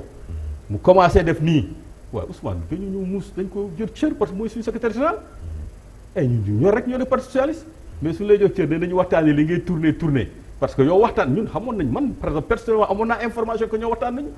que y aura pas de candidat Khalifa Sall Macky Sall 2012 la ko ne ko renonce à tes ambitions mais loolu kay mu ngi koy wax ñu ne ko coalition moom muy jéem a travailler ay kii ñun ñuy jéem a kooku téye suñu parti waaw yow quel est le mal dans ça Macky Sall su ko nawoon dina jël Khalifa di koy woon ne renonce à tes ambitions du wax ak moom rek yam foofu bokk coalition donc loolu aussi il faut que ñu xool démarche yooyu démarche yooyu la ñuy bañ man Macky amul problème ak moom dañuy am problème ak moom nga toog ak moom sax mais suñu parti Ousmane moo ko yore su dee moom moo koy tayle moom la ñuy waxal fayuñu juruñu joxuñu suñu dépense dañuy joxe suñu dépense comme moom dañuy donc su problème amee dañ ko war a waxtaanee su dawee débat bi rek duñ ñu poser débat bi léegi ñoom ñu nekkoon parti socialiste vraiment je le revendique pas déggoon naa Ousmane mu wax sax mën na ñuy wax ni ils n'ont pas l'ADN du parti ci les pas ah non man dama ñëw pour un truc j'étais assez mûr xam naa li may def. nga adhéré ci benn projet. mooy adhéré xool nit ñi ma ne bon je vais aller vers dans ce sens et les raisons dama ko fi wax man PDS laa doon jàppale ñoom ñu xam nañ ko bi alternance am ñu yore nguur ma bàyyi ma ne damay dem kooku utul poste suñu juumee naan ay candidat ay kii tout mais 2014 nag ma def maire 2009 su ma toppoon Ousmane ma nekk maire kii ma doon ne naa ko bàyyi liste bi dama ko ne du ma ko nangu du ma fi wax tuuram parce que kooku nekk fi en ce moment moom xam na li may wax donc il faut que vraiment am na nga xam ne yow xamoo ko sa relation Ousmane toppatoo ko parce que man sama relation Ousmane bu musuma la si boole te yow li la boole ak Ousmane xaw ma ko franchement duma fa nekk naan yaay kii yam et tout xaw ma ko donc loolu aussi dama bëgg Sénégalais yi dëgg ko ak yeneen socialistes yi ñu leer voilà maintenant li ñuy wax ñii dem nañu est-ce que du waxtaan simple waxtaan simple la non il faut que ñu nangu que ñun ku ñu jël comme suñu leader ci camp bi parce que courant ak groupe dans un parti day am Khalifa dugal nañ ko kaso def na 2 ans et quelques semaines maintenant moom est-ce que seeti na ko Ousmane seeti na ko membre bureau politique bi yooyu kan moo ko seeti pourtant temps boobu n'a pas prononcé que dañu dàq de dama lay woon relation yi rek ñoom ni ñuy gisee affaire yi ñoom Bamba Fall ñoom Bira ñoom Bassir bu mu leen doon dugal kaso pendant 10 mois pour xeexu parti socialiste waaw temps yooyu affaire gaa yi ngi xeex bi de gaañante dafa am ko dem kaso mais loolu su amee si parti ça veut dire parti boobu soxla na ñu ndëppal ko biir njaboot gi parce que y a des non du biir njaboot bi y a des problèmes au sommet dafa am kenn moo xam dafa am ambition personnelle jaarale ko si benn parti ndaan man tant que maa ngi fii lii laay am lii su ma rëccee kañ laay ñëwaat opposition dafa métti waaw ñun ba léegi ñu opposition nee naa ko su dee ñoom li ñuy wax rek la ma dem toog si wetu Ousmane xulóowuñu mais balaa ma koy dem ma ne si Macky waaw xanaa moo gën a gaaw moom fu muy dem man ma dem fa damay am comme moom utiwuma loolu il faut que ce soit clair dama bëgg ñu changer doxalin ni ñu yore parti yi parti fii souffrir yëpp seen leader yi la dañ ko def seen moomeelu bopp du ñu nawlu seen yenn militants yi dañ leen teg comme dañ leen bëgg a teg comme ay objet man su ma bëggee damay def man ñi may àndal Dalifort militants yi man du ma teg toog 1 mois woote man AG rek lay def on parle de tout ku nekk wax parce que fayuma kenn joxuma kenn mu lekk nit ñi dañuy xuloo di xeex ndax man war naa leen respecté Ousmane noonu la ñun dañuy xuloo di débat ndax moom suñu mën leen respecté dañu wàcc ko foofu mais parti bi fa lañ bokk PS ngeen bokk. kii wane na démission am. man xam naa dama war a démissionner su dee damay bayal sama bopp. su dee dañ may dàq dañ may yónni bataaxal. su dee dañ may sanctionner aussi blâme ay kii yooyu wala avertissement ay kayit la. waaw amoo blâme amoo sanction amoo kii avertissement amoo nu mu tudd lettre nu mu tudd de licenciement la xam na lañ ko waxee yow démissionné wu ñu ne yow bokkatoo ñu ne dañu renouveler on est en contentieux ñoom bu ñu waxee loolu ba léegi dañu doon yóbbu ay policiers suñ fa demee ñu ne ñun ñoo doon attaqué ana parti politique bu nga xam ne ay policiers ñoo koy gardé kooku nekkatul parti te ñun dañu bëgg a porter sur nekkaat parti toll fu mu dellu fu mu newoon. fu mu nekkoon ci ay. Ousmane Tanor Dieng du fi imposer loi am nag c'est-à-dire un groupe de Sénégalais comme ñun lii la ñu bëgg a mooy am par force te texte yi nekk fii nga ne loolu du am. ñun xuloowuñu saaguñu bu plainte sax ñu ngi koy def bu ñu ñëwee dañuy dàq. d'accord si la ñuy def plainte. pour que ñu visiter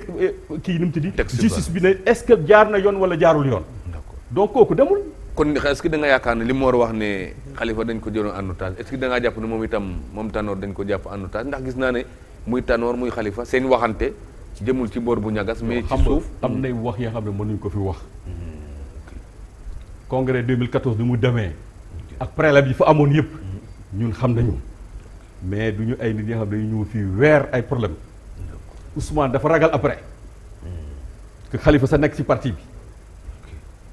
parce que moom pour moom parti bi dafa war a deewale ak moom alors que loolu ça il faut vraiment ba gëm yàlla pour am yenn posture yi. ñu changé Khalifa nag. ñun ñooy wax Khalifa képp ku ko xam ba mu commencé politique yàgg na ñun ñëpp xam nañ ko c'est pas un homme moo xam ne de histoire moo tax gars yi naan tapette la mais maintenant tout le monde se rend compte qu'il est très courageux. Khalifa dafa bëri masla Khalifa dafa mën a respecté xam nga ku nekk ak tempérament Idrissa dafa am tempérament. njaboot sa ay doom da nga leen di jur sa du ñu niroo. kii day jaar ni kii jaar ni loolu moom mais su dee tête de file bi. mu ngi fii musul am problème ak yow. man fekkeewu ma nag ñoom mën nañu wax dëgg naa 2096 il a joué un grand rôle pour que Ousmane jël parti bi ce congrès sans débat boobu. naa fayul naar bi xoromam. il a fait Khalifa moo jiitu Ousmane ci parti bi. moo wax naa léegi moo ko jiitu bureau politique. su doon xeex ak moom di xeex en tant que jeune et tout peut-être du fi egg. am na ñu ma wax nag du Khalifa du keneen. parce que dama demoon Mbour. benn femme ne ma fii bu ñuy négocier comité Ousmane Khalifa moo ñëwoon fii tel kër. di ci waxtaan. waaw d'accord temps yii mu doon liquider André Sonko. non c'est des histoires. Ousmane dañ ko parachuté. mérite bu muy wax man mérite moom amu ko. Abdou Diouf moo pare boo fa defar Ousmane de toute pièce. Thiès réunion régionale dañ ko nangu par force yi nit jox ko. Joal non déglu yow non pour joxe ay yëpp man waxuma parce que boobu dafa doon attaqué personnellement man attaqué moo ko de man Ousmane lay wax moom man la doon attaqué man mu muñ ko da ngay muñ socialiste voilà léegi parce que soo waxuloon ñenn yi man du ma fi egg parce que dafa bëgg non damay leeral que su dee am na problème dañu dem seet Ousmane Idrissa Diallo mooy ñi ko xam depuis école primaire ba tey les gens savent que je suis comme ça clean su dee xaalis lay uti ma demoon si Ablaye Wade du ma dem si Ousmane d'accord dama lay benn affaire am na benn ministre muy déglu ancien ministre Ablaye Wade mën naa wax turam seen mbokk la Pape Diouf ma ne ñoo bokkoon port bokkoon PDS ba may doon dem États-Unis dafa ne doo dem fii ngay toog ma ne ko moi je suis pas là pour le pouvoir je me bats pour vous donner le pouvoir je suis parti faire autre chose donc je veux dire que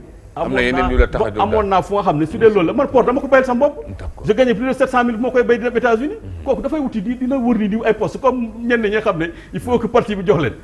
non il faut que ça soit clair Mor waxal sa relation ak Ousmane nga bàyyi man sama relation Ousmane du la ko wax mukk Ousmane du la wax li nga wax nii. voilà léegi au lieu ñu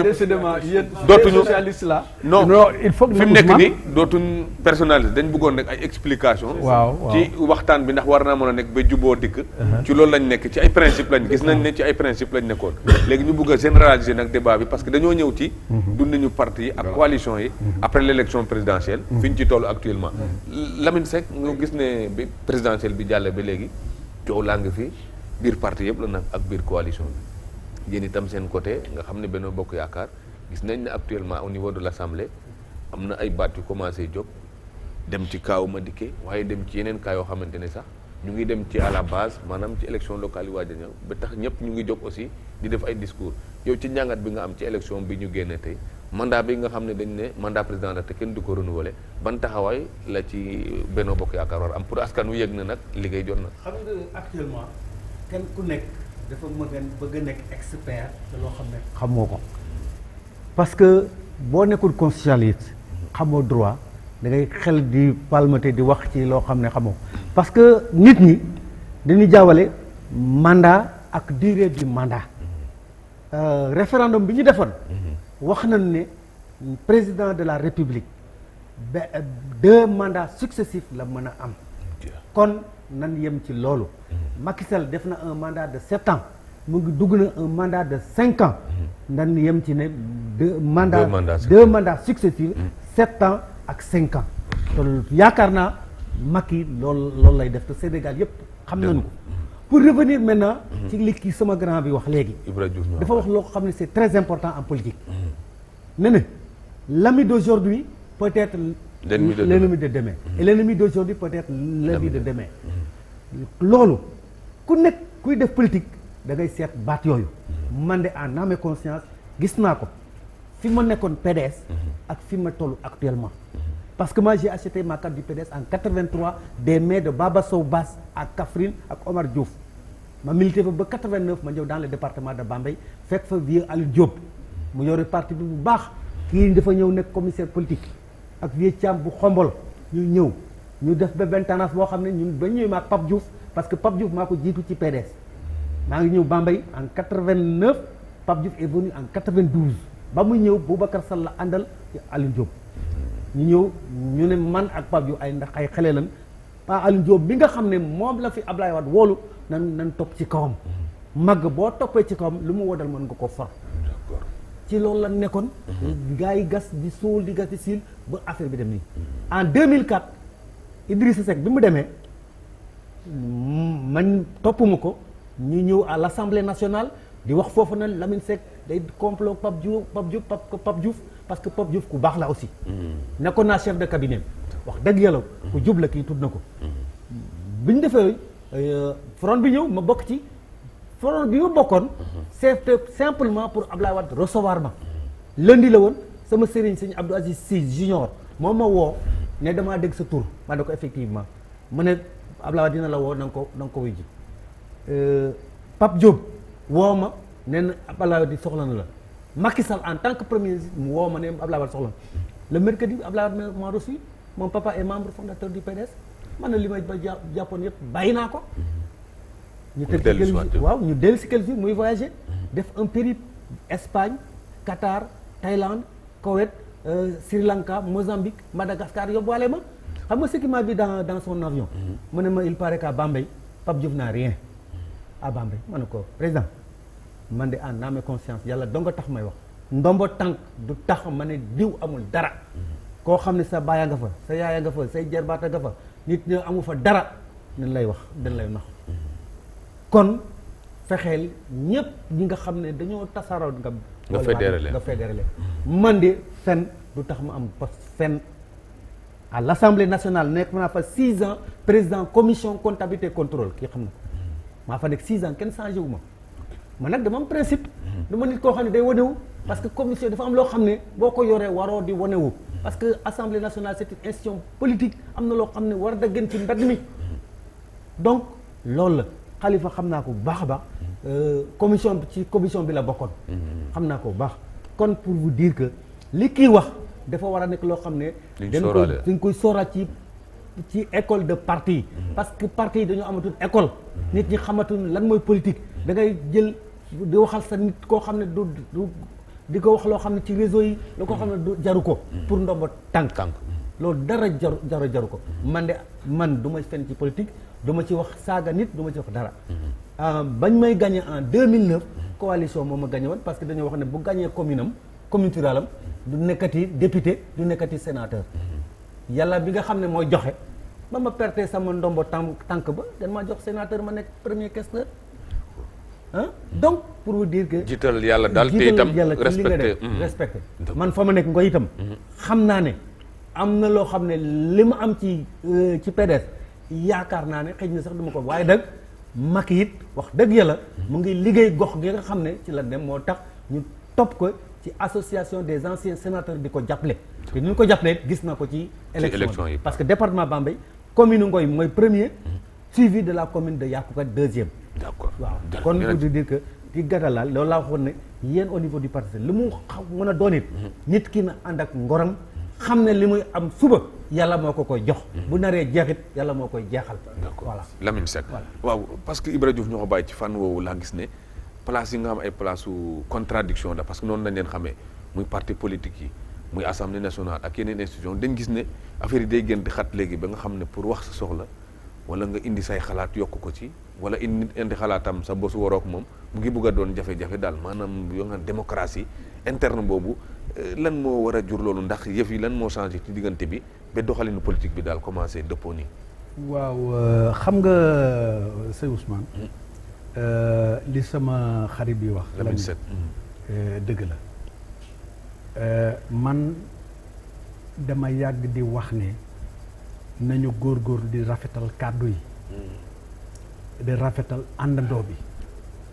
man kul ma xam. même bu ma demee ànd ak ma dikke itam kul ma xam ci PDS moom Lamine mi wóor na ko xam nga ne man Lamine Thiam mooy sama xarit. xam nga ne Babacar Gaye mooy sama xarit. xam nga ne Assane Ba mooy sama xarit yoo xamante ne yi waxuma rek daje instance mais ñoo xamante da ngeen di bokk dem di naan ataaya mu xam sa njaboot nga xam njabootam kon dafa dara ci àdduna man jaraluma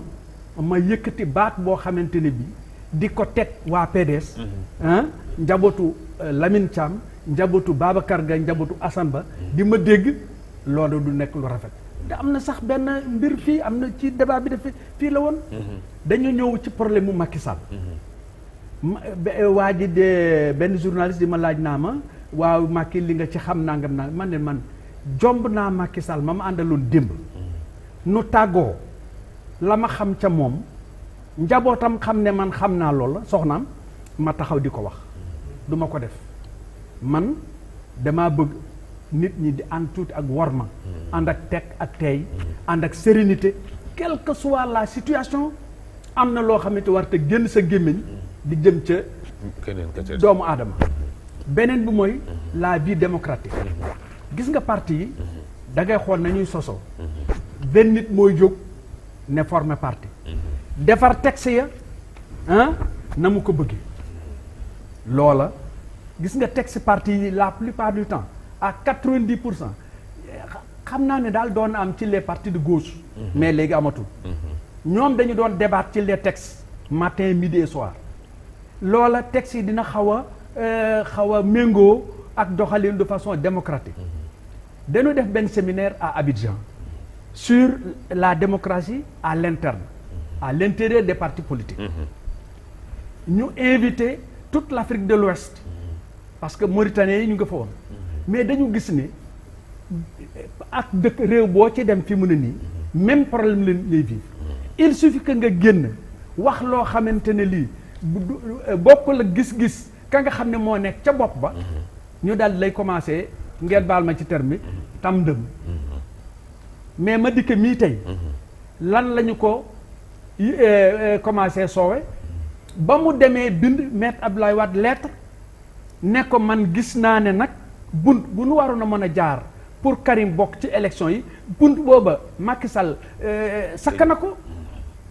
kon léegi kay damaa bëgg ñu defar xoolaat sunu bopp xool reconsidérer waat li nga xamante ne lii moom la ñu décidé woon am bureau politique c'est-à-dire faire de Karim Wade notre candidat mais Maître Abdoulaye Wade xam nga wax booba lettre confidentielle la ko def mais la am ca lettre baak lépp mais sunu kilifa Maître Abdoulaye Wade moo ko yëgle parce que moo bind Madické au lieu mu woo ko mu war ko woo mu ñëw toog mu expliquer ko dafa commencé rek daf ma jàmpaaka ci ginnaaw daf ma def nii nangam kon nañuy former parti bi à la base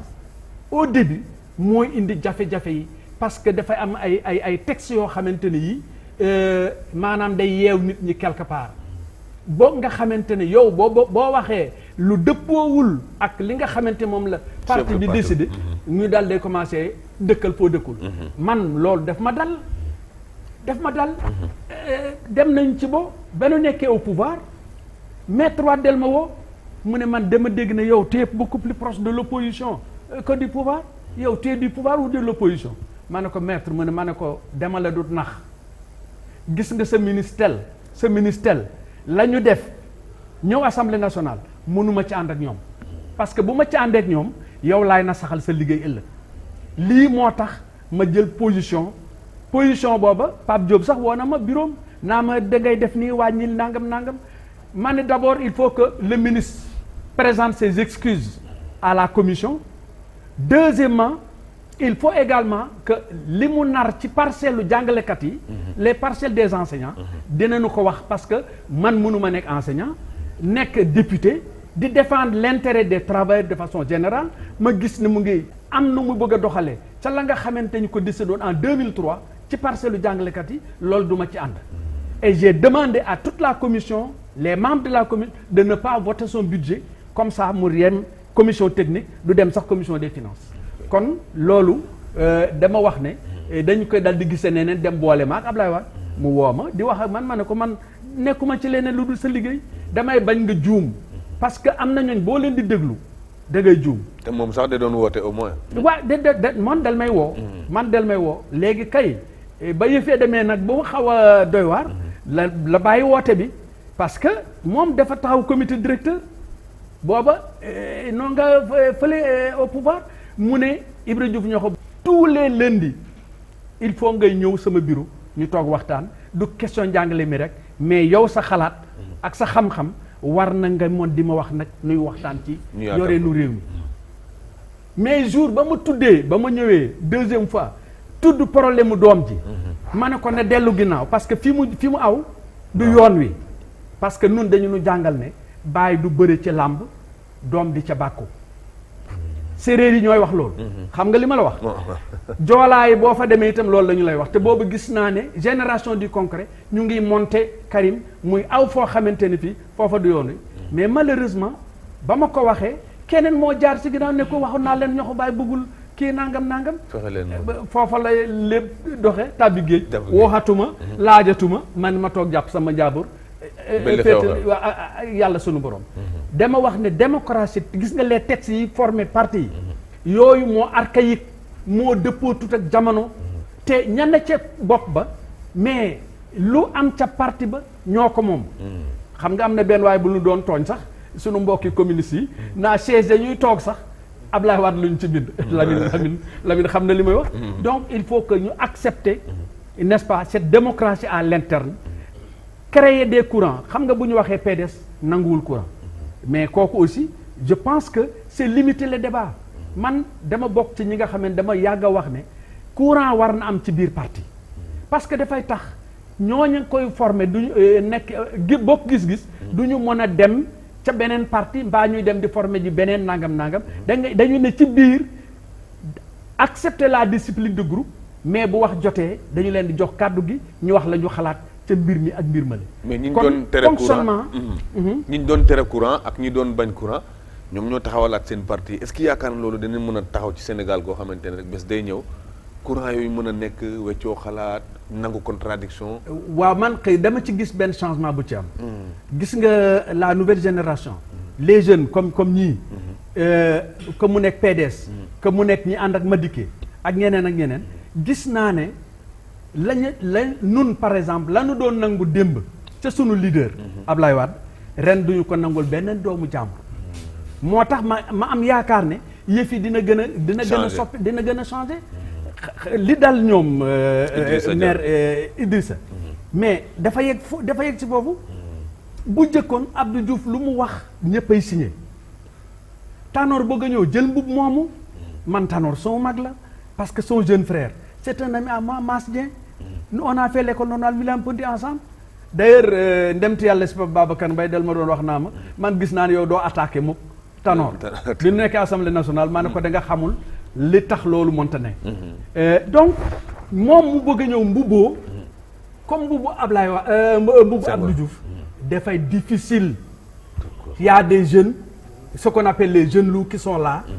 qui acceptent aujourd'hui de mouiller leur maillot mais que ñu am ambition il faut laisser les ambitions s'affirmer loolu mooy tax ëllëg ak si biir maanaam contradiction yooyu ngay wax di wàññeeku mais li ma la wax ne conclusion ba nu defoon à Abidjan en 2010 mooy li xew fi mu ne nii rek tous ces partis traditionnels comme j'ai l'habitude de dire c'est des partis conservateurs qu'on s'appelle libéraux, qu'on s'appelle socialistes, etc. mais congénitalement am nañu ay jafe-jafe seen biir pour changer leen soit da ngay toog noppi mbaa ngi gën defe leneen mais dañu dul nangu contradiction te contradiction yi mooy vivre loo mooy moteuru parti bu xol bi mooy moteuru parti politique yi kon war nañu xoolaat suñu bopp muy fa ma jóge muy fa ma jëm ak ñeneen war nañu xoolaat seen bopp ci li ñu taxaw ci doxalin ci biir parti politique yi Ibra Diouf ñoo ko bàyyi Mor Faye parce que comme ni ko Ibra Diouf ñoo ko bàyyi doon waxee sànq dañoo bëgg rek gën a discuter ci principe yi bañ a personnaliser débat bi parce que da nga expliquer Idrissa expliquer lu am solo loo xamante ne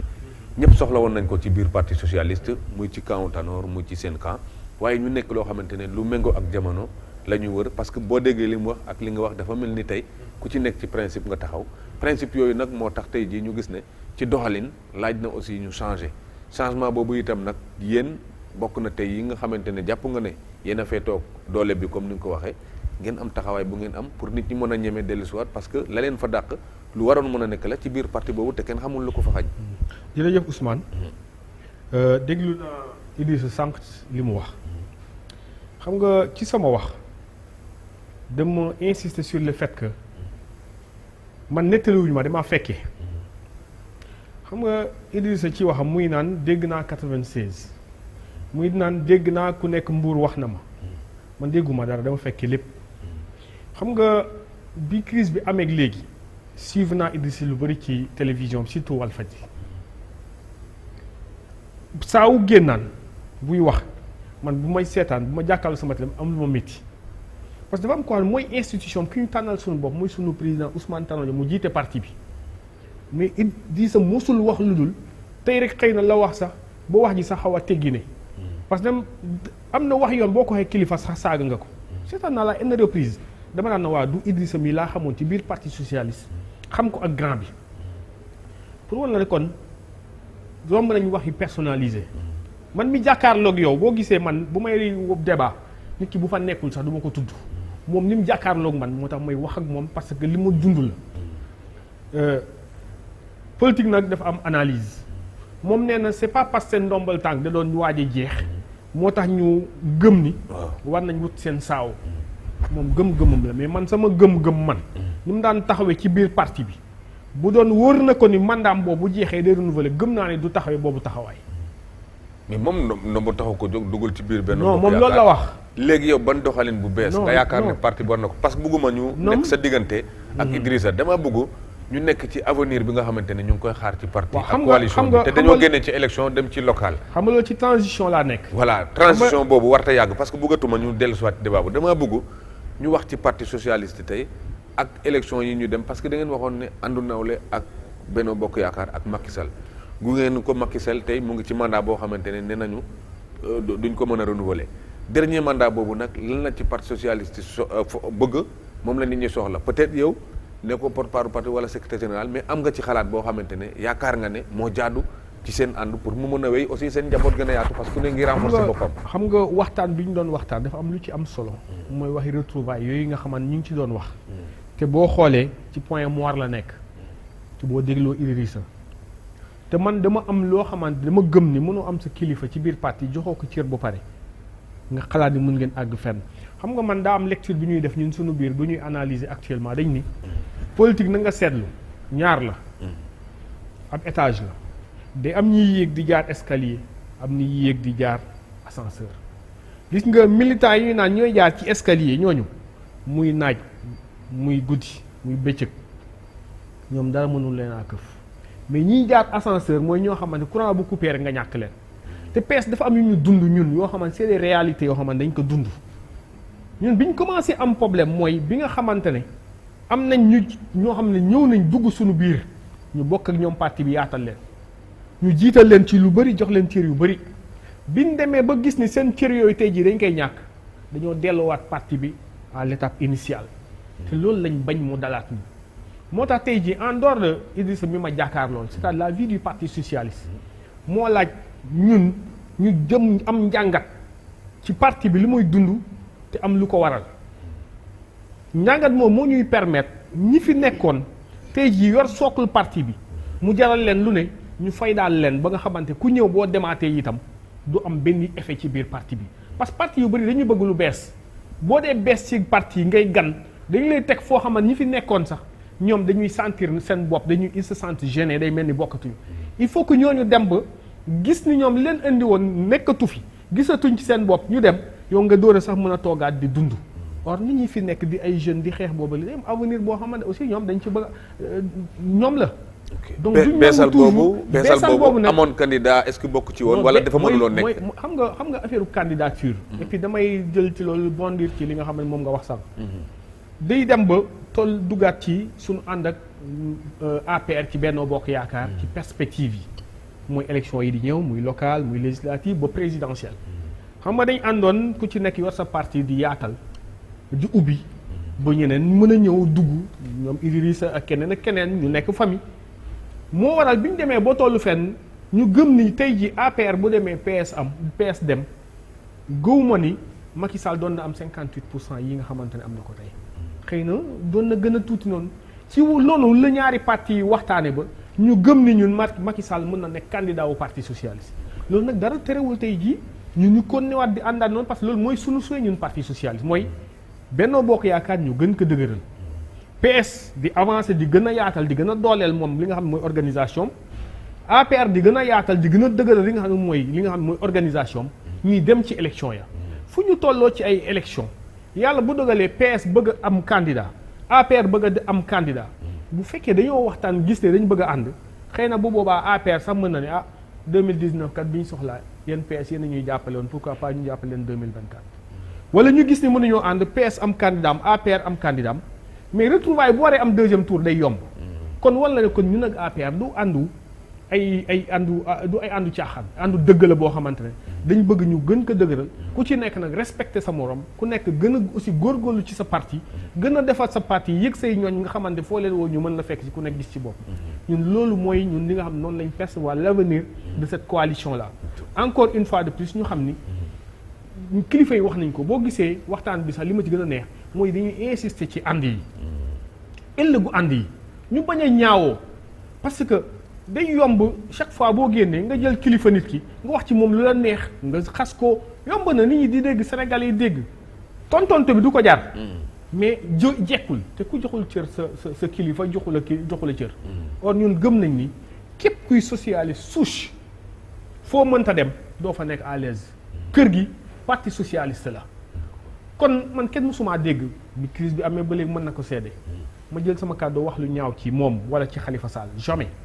kenn mësul dégg Tanor Dieng jël kàddu wax lu ñaaw ci moom wala Khalifa Sall mais chaque jour nga gis le contraire vers nous te duñu attaqué jamais parce que ñun gëmuñu loolu parce que dañu am culture socialiste les valeurs socialistes loolu lañ bëgg nag nit ñi xam ni àdduna du ay xeexoo yu jëm éternel ku mu nekk nag mën nga am say position mais respectel keneen ki non seulement ci position mais moom en tant que individu parce que loo wax jëmale moom bu waxee Ousmane Tanor Dieng waxuma la mu wax sax Ousmane lii teg ci lu métti mais il suffit moom mu wax moom muy benn méppi rek man sama bopp dafa may métti man estime ba mën a am ci moom day dëñ parce que Ousmane mooy sama kilifa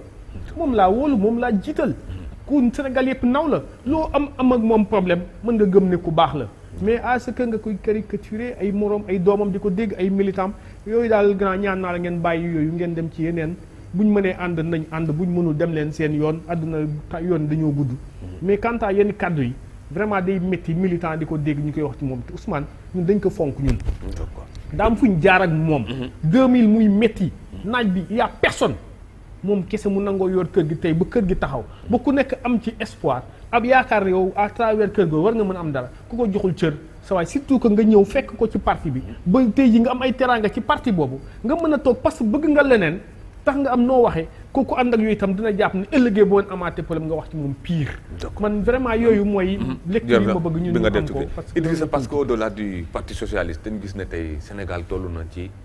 tabax goo xamante ni itam ku ci nekk da nga ci war a indi sa brique yéen nag ngeen jàpp ni itam nit ki itam balaa moo tal leneen day fekk jàmm nekk ci këram moom itam mu nekk ci jàmm léegi yéen ay préalable yàgg ngeen koy posé waaye day ànd ak principe nee ne soxlawu leen dara laaju leen dara mais nag dafa am minimum boo xamante ne mooy waral juboo am waxtaan am ngeen mën a dolwante doole ci fan woowu ban appel ngay lancé boo xamante ne muy ci PS muy ci Benno Bokk Yaakaar muy ci APR fi ñu jëm nii ci ay perspectives lan nga yaakaar mu waroon defar mbir mi ba mu gën a yomb ci seen diggante parce que parti yëpp yëngu nañ ak coalition. jërëjëf li may wax d'abord pour PS. dañuy wax lu am. c'est-à-dire que xam nga Mor ni muy waxee nii man Ousmane sama kilifa la si parti mais kilifa taxul nag ma nekk jaamam ça il faut que ce soit clair parce que du investir si li may def parti bi day dugal loxo may dugal sama poste may dugal sama loxo PS kenn du la financé donc soo bayee lépp nga ñëw toog di génnee dañ la war a respecté li muy wax bees yu mel ni Idrissa xanaa man a Barthélémy rek la Khalifa ma ne moo jiitu kii Ousmane mu naan Ousmane moom kenn 2000 Khalifa fan la nekkoon ñoom Aïssatou Fall yii fan lañ nekkoon qui était responsable national des jeunes filles Aminata Diallo yii fan lañ nekkoon moo leen jiitu si parti bi donc il faut que nga ne Idrissa ak Barthélémy vous nous gênez te on ne pense pas que nous sommes des yaafus parce que nit aussi soo duggee fenn naan ascenseur la wala escalier day fekk même su dee escalier la nga ñemee ko jël mais mënoo nekk parti naan kii mooy sama kilifa rek voilà ngay yónni après ngay ak xas nit ñi di loolu lañ fa nekkee aussi daa benn waaye bu fa nekk c'est un fa lay fanaan mooy génn dem sa dégg naa moo doon saaga si benn télévision mais man Ousmane rek laay waxal Ousmane musuma ko saaga dama ko ne mënul yore lii te boppam moo ko mais loolu saaga la loolu la ma woon si li ñuy bokk parti bi te moom dafa fekk si ñii ñoom ay ñoom Khalifa waaw moom 88 la ñëw wala après la 88 la waaw moom suy wax c'est comme mais Ousmane aussi kon yàq na moom bu mu ñëwee gars yi nee na bu mu ñëwee la yàq ak man bu mu ñëwee yàq comme Ousmane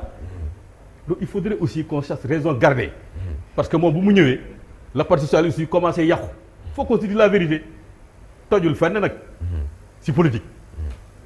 mais ñëw na parti bi fekk mu am doole comme maintenant comme ni mu ko waxee dama ko yàq mais Ousmane moo ko njëkk a yàq peut-être dans les proportions plus graves ñee waxuñu na génn parce que yàq na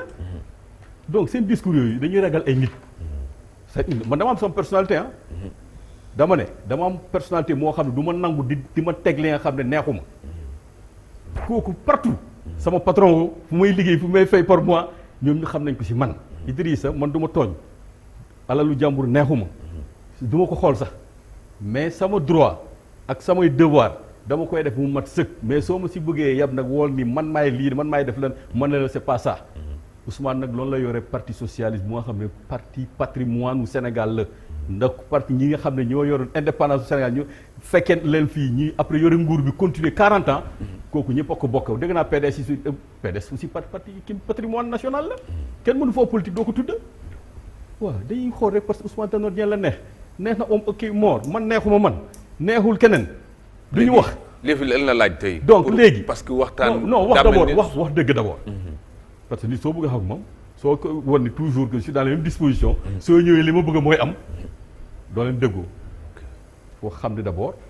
que Idrissa li muy wax peut-être du dëgg mu comme nangu ni moom war na mën a toog déglu keneen ki kooku tamit déglu ko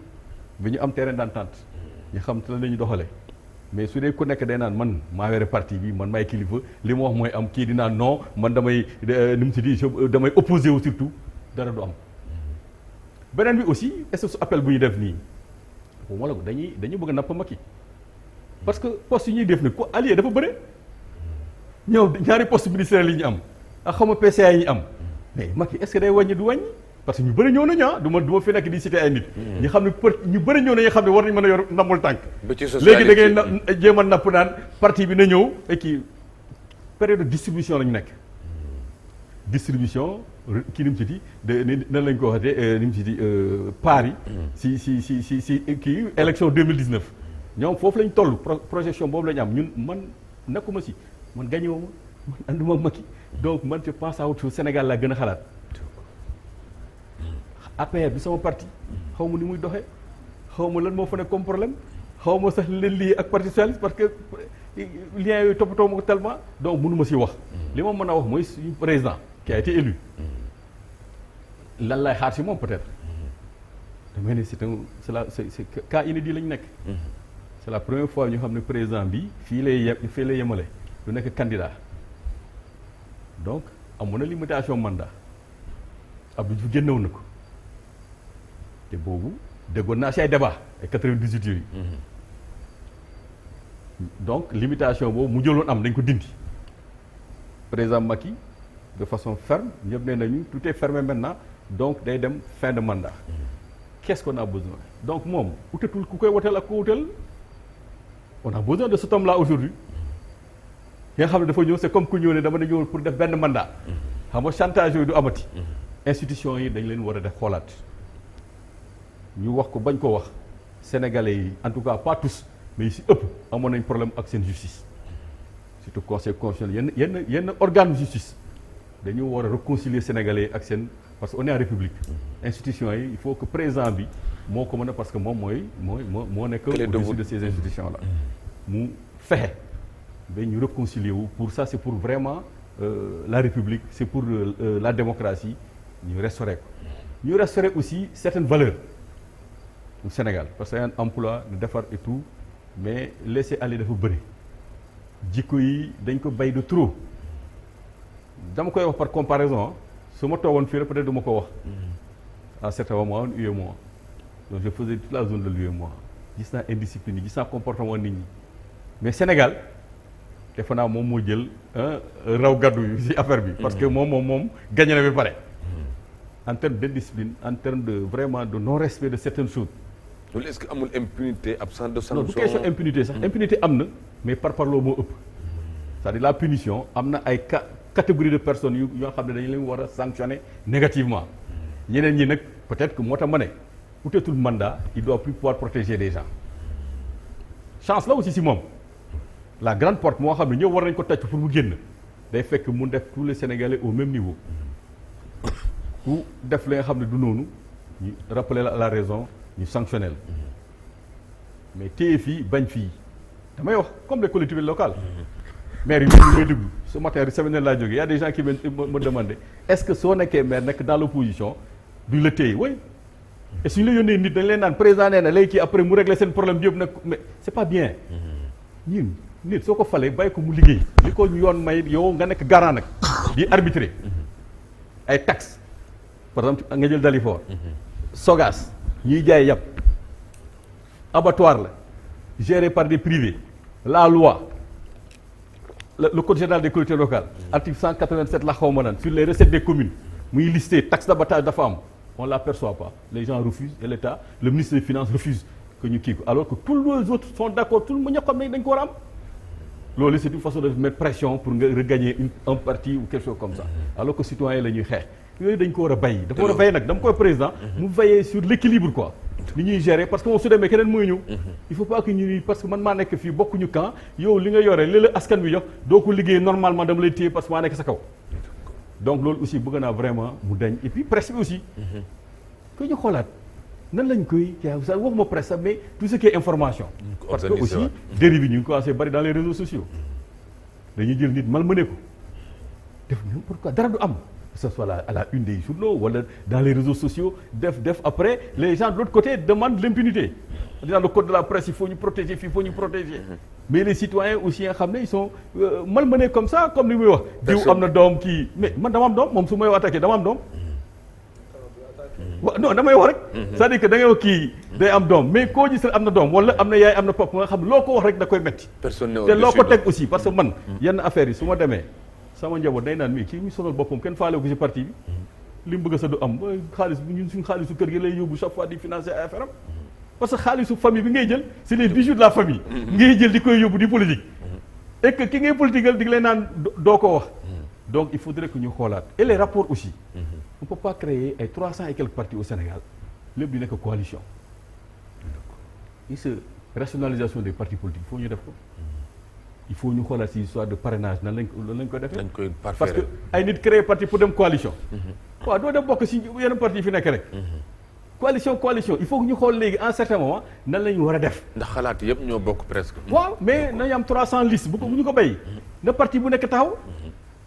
waaye ñu ne soo amulee temps yow tu disparais d'accord loolu démocratie la bokk na ci mais léegi dañuy jël ay nit di former parti pour jàqal yeneen parti légalement constitué qui ont un parcours bu ñuy def nga xam ne am nañu li nga xam ne war nañ ko mais xoolal parrainage bi ñu affaiblir bu ñu ne dañuy jël kayit yi les gens étaient partis par curiosité pouvoir bi utiliser ko mais il y a 100 et quelques personnes qui étaient venues voter candidat alors que parti dañuy ñëw rek pour xool lan moo nekk ci biir si amuloon 100 et quelques partis. kon problème boobu du am. probable loolu utiliser ba muy dem fin parrainage. te parrainage bi aussi il faut ma wax si tuuti. waaw li ma metti parce que man maa nekkoon coordonnateur Khalifa national. en 2 mots rapidement. en 2 mots. damay interpeller président ak juridiction yi que dañu newoon ku def 2 parrainages. dañ leen yóbbu tribunal. double waaw. am na fii c'est des 174 000 personnes ñoo ko def il faut que ñoom ñu woo leen pour ñu xam lu tax ñu def ko soit nit moo ko def seen place te yëguñu ko. wala dañ ko def monnayé ko te dans tous les cas il faut une sanction sinon sabotage mooy am après. moo ñëwaat. waaw loolu tamit il faut buñ ko Par négliger faire sénégalais loi nag dañ boobu. koy négliger. mais c'est très sérieux man yow Ousmane yow mënoo jël sa alal nga ne candidat nga déployer nit ñi dans tout le pays ay nit ñoo di koy saboter parrainé fii loolu dañ ko war arrêter. yàqal la tey ñu waroon def sanction. voilà dinañ ci dellu donc soit loolu léegi aussi il faut que mu xoolaat. Idrissa Diallo Lamine Seck parce que ci institution boo xam ne Idrissa laal na ko sànq maanaam ñun dañoo toll foo xamante ne yow jaar nga Sénat jaar nga Assemblée nationale ñu nekkoon ay place yoo xamante ne am na nu ñu fa daan tabe ay nit am na loo xamante dañ ko daan sas ay nit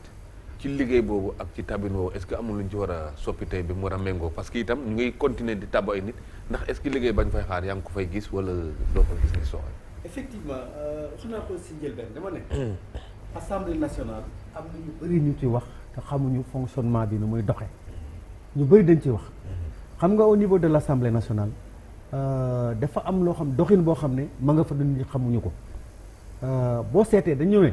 l' assemblée nationale c' est une institution pour contrôler le gouvernement mais aussi day voter des lois. foofu aussi dafa am 3 types de lois yoo xam ne ñoo nekk à l' assemblée nationale te nit ñi xëy na dañ leen di jaawale. il y a ce qu'on appelle la loi constitutionnelle. la loi organique et la loi ordinaire. bu ci ne dafa am ni ñu koy voté.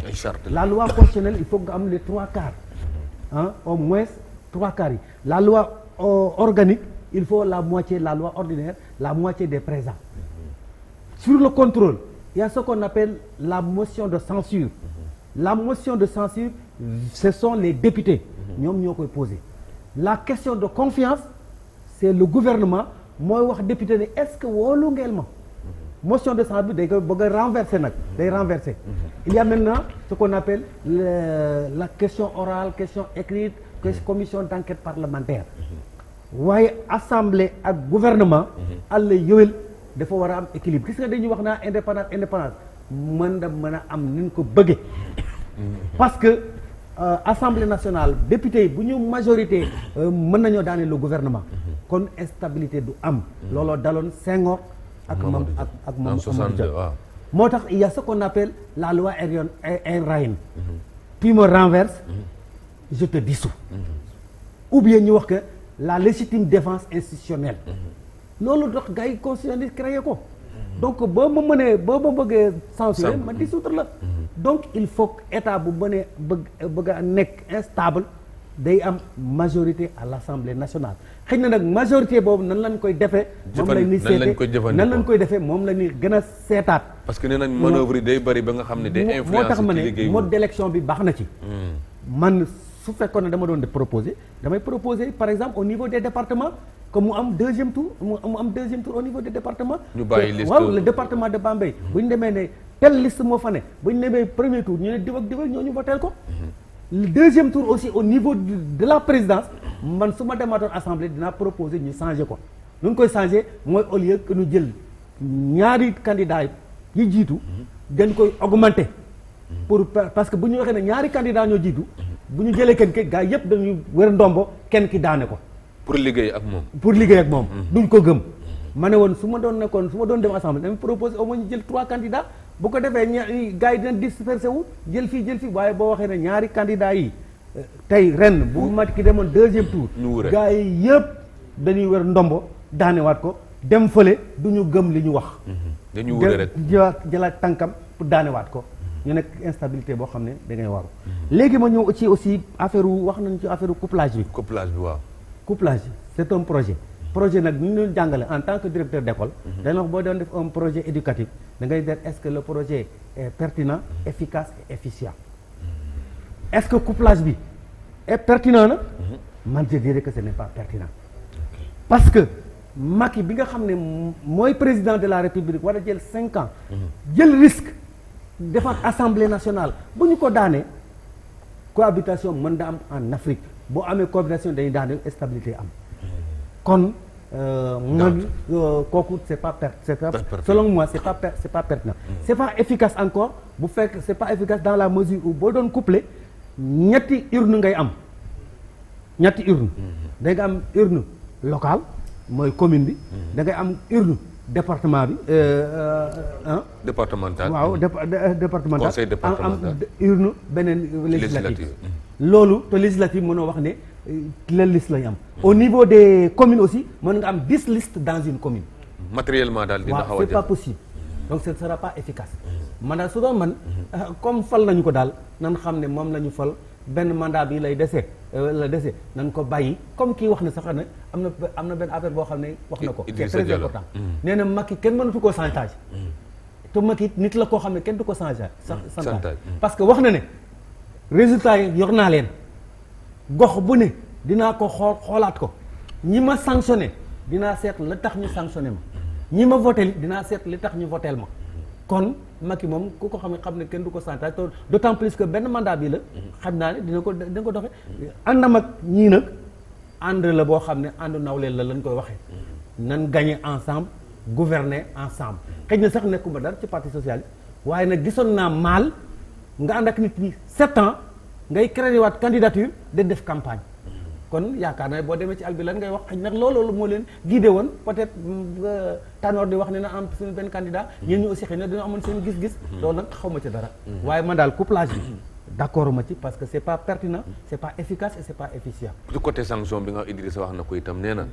bëggoon na itam ci côté boobu comme waxoon je ne protégerai personne bi yoon itam mu doon bu leer comme laajul soxlawul mu teg fi loo xamante ne Sénégal yi dinañ gis ne yemale am na daal ci mbir moomu parce que ñoom souffrir nañ te xam nga nit ki moom mooy seet ne xëy na Kocc Barma dañoo wax ne dañoo attee de benn nit moo jël waa ji ne ko ñaanal ma ay mu ne déedéet da nga ñaan mu nekk nit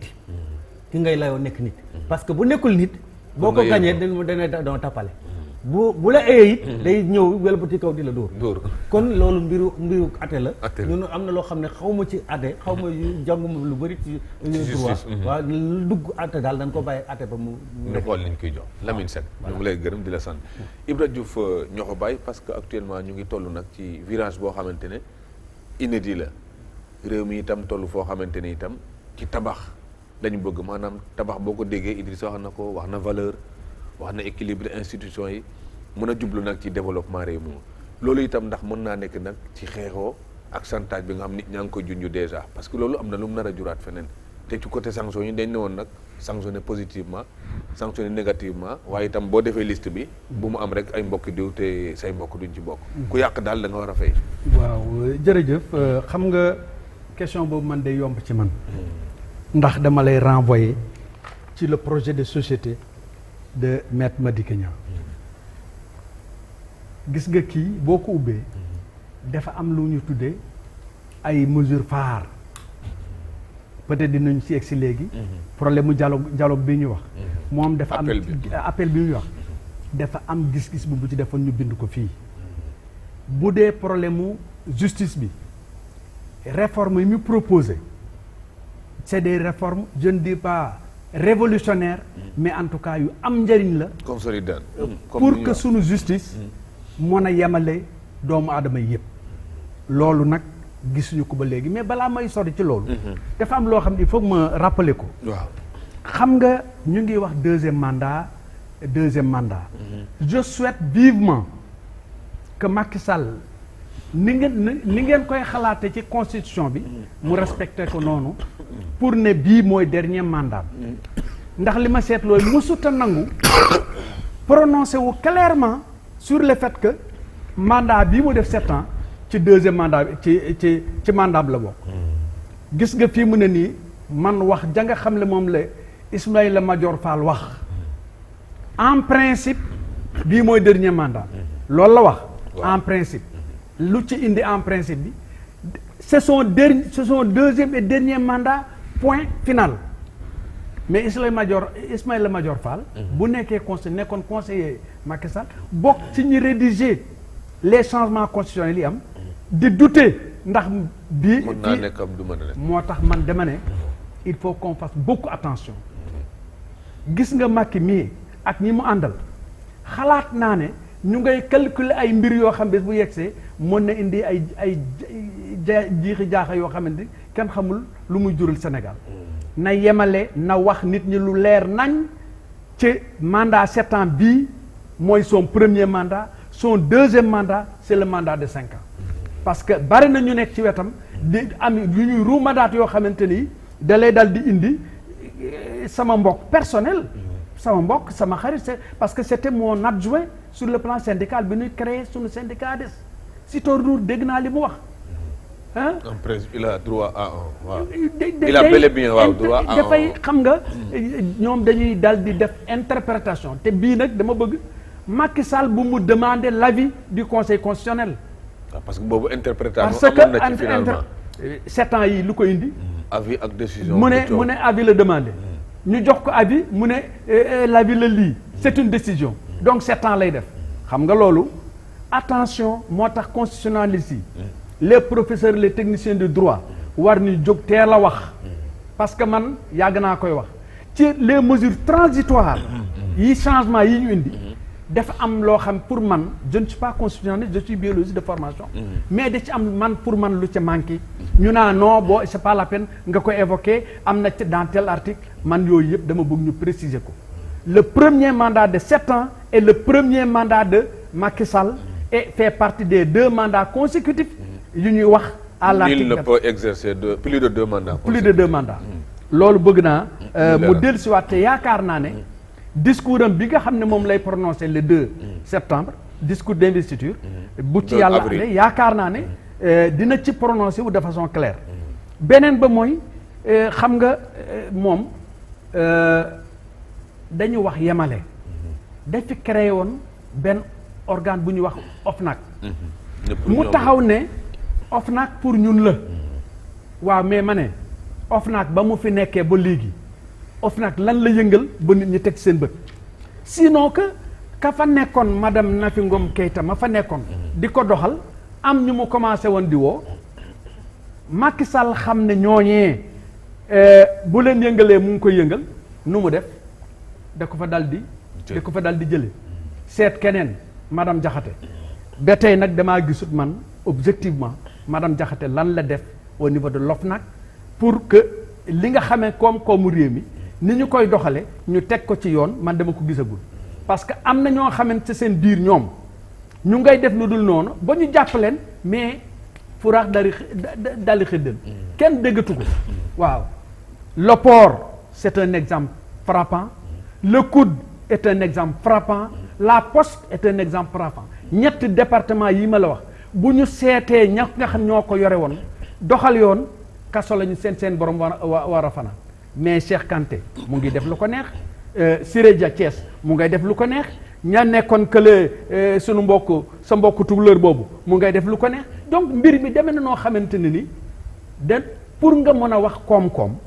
na am d'abord ay règles ci suuf yoo xam ne ñooy téye koom-koom bi beneen problème bi mooy. mu ngi doon wax ne je ne protégerai personne est-ce que yegsiwul ci virage bu mu ko mën a appliquer tey jii bu fekkente ne nangu nañ ne bi mooy dernier mandat est-ce que nekkuloon buntu tey nag mu wane ne OFNAC balam daan def yëpp comme mënul poursuivre nag poursuite mu ngi waaj a ñëw. non xam nga man li tax ma xam ne dina jafe ci moom mu def ko. gis nga Macky mën na lépp sauf se séparer de quelqu'un boo xoolee démarche ni muy dafay démarche.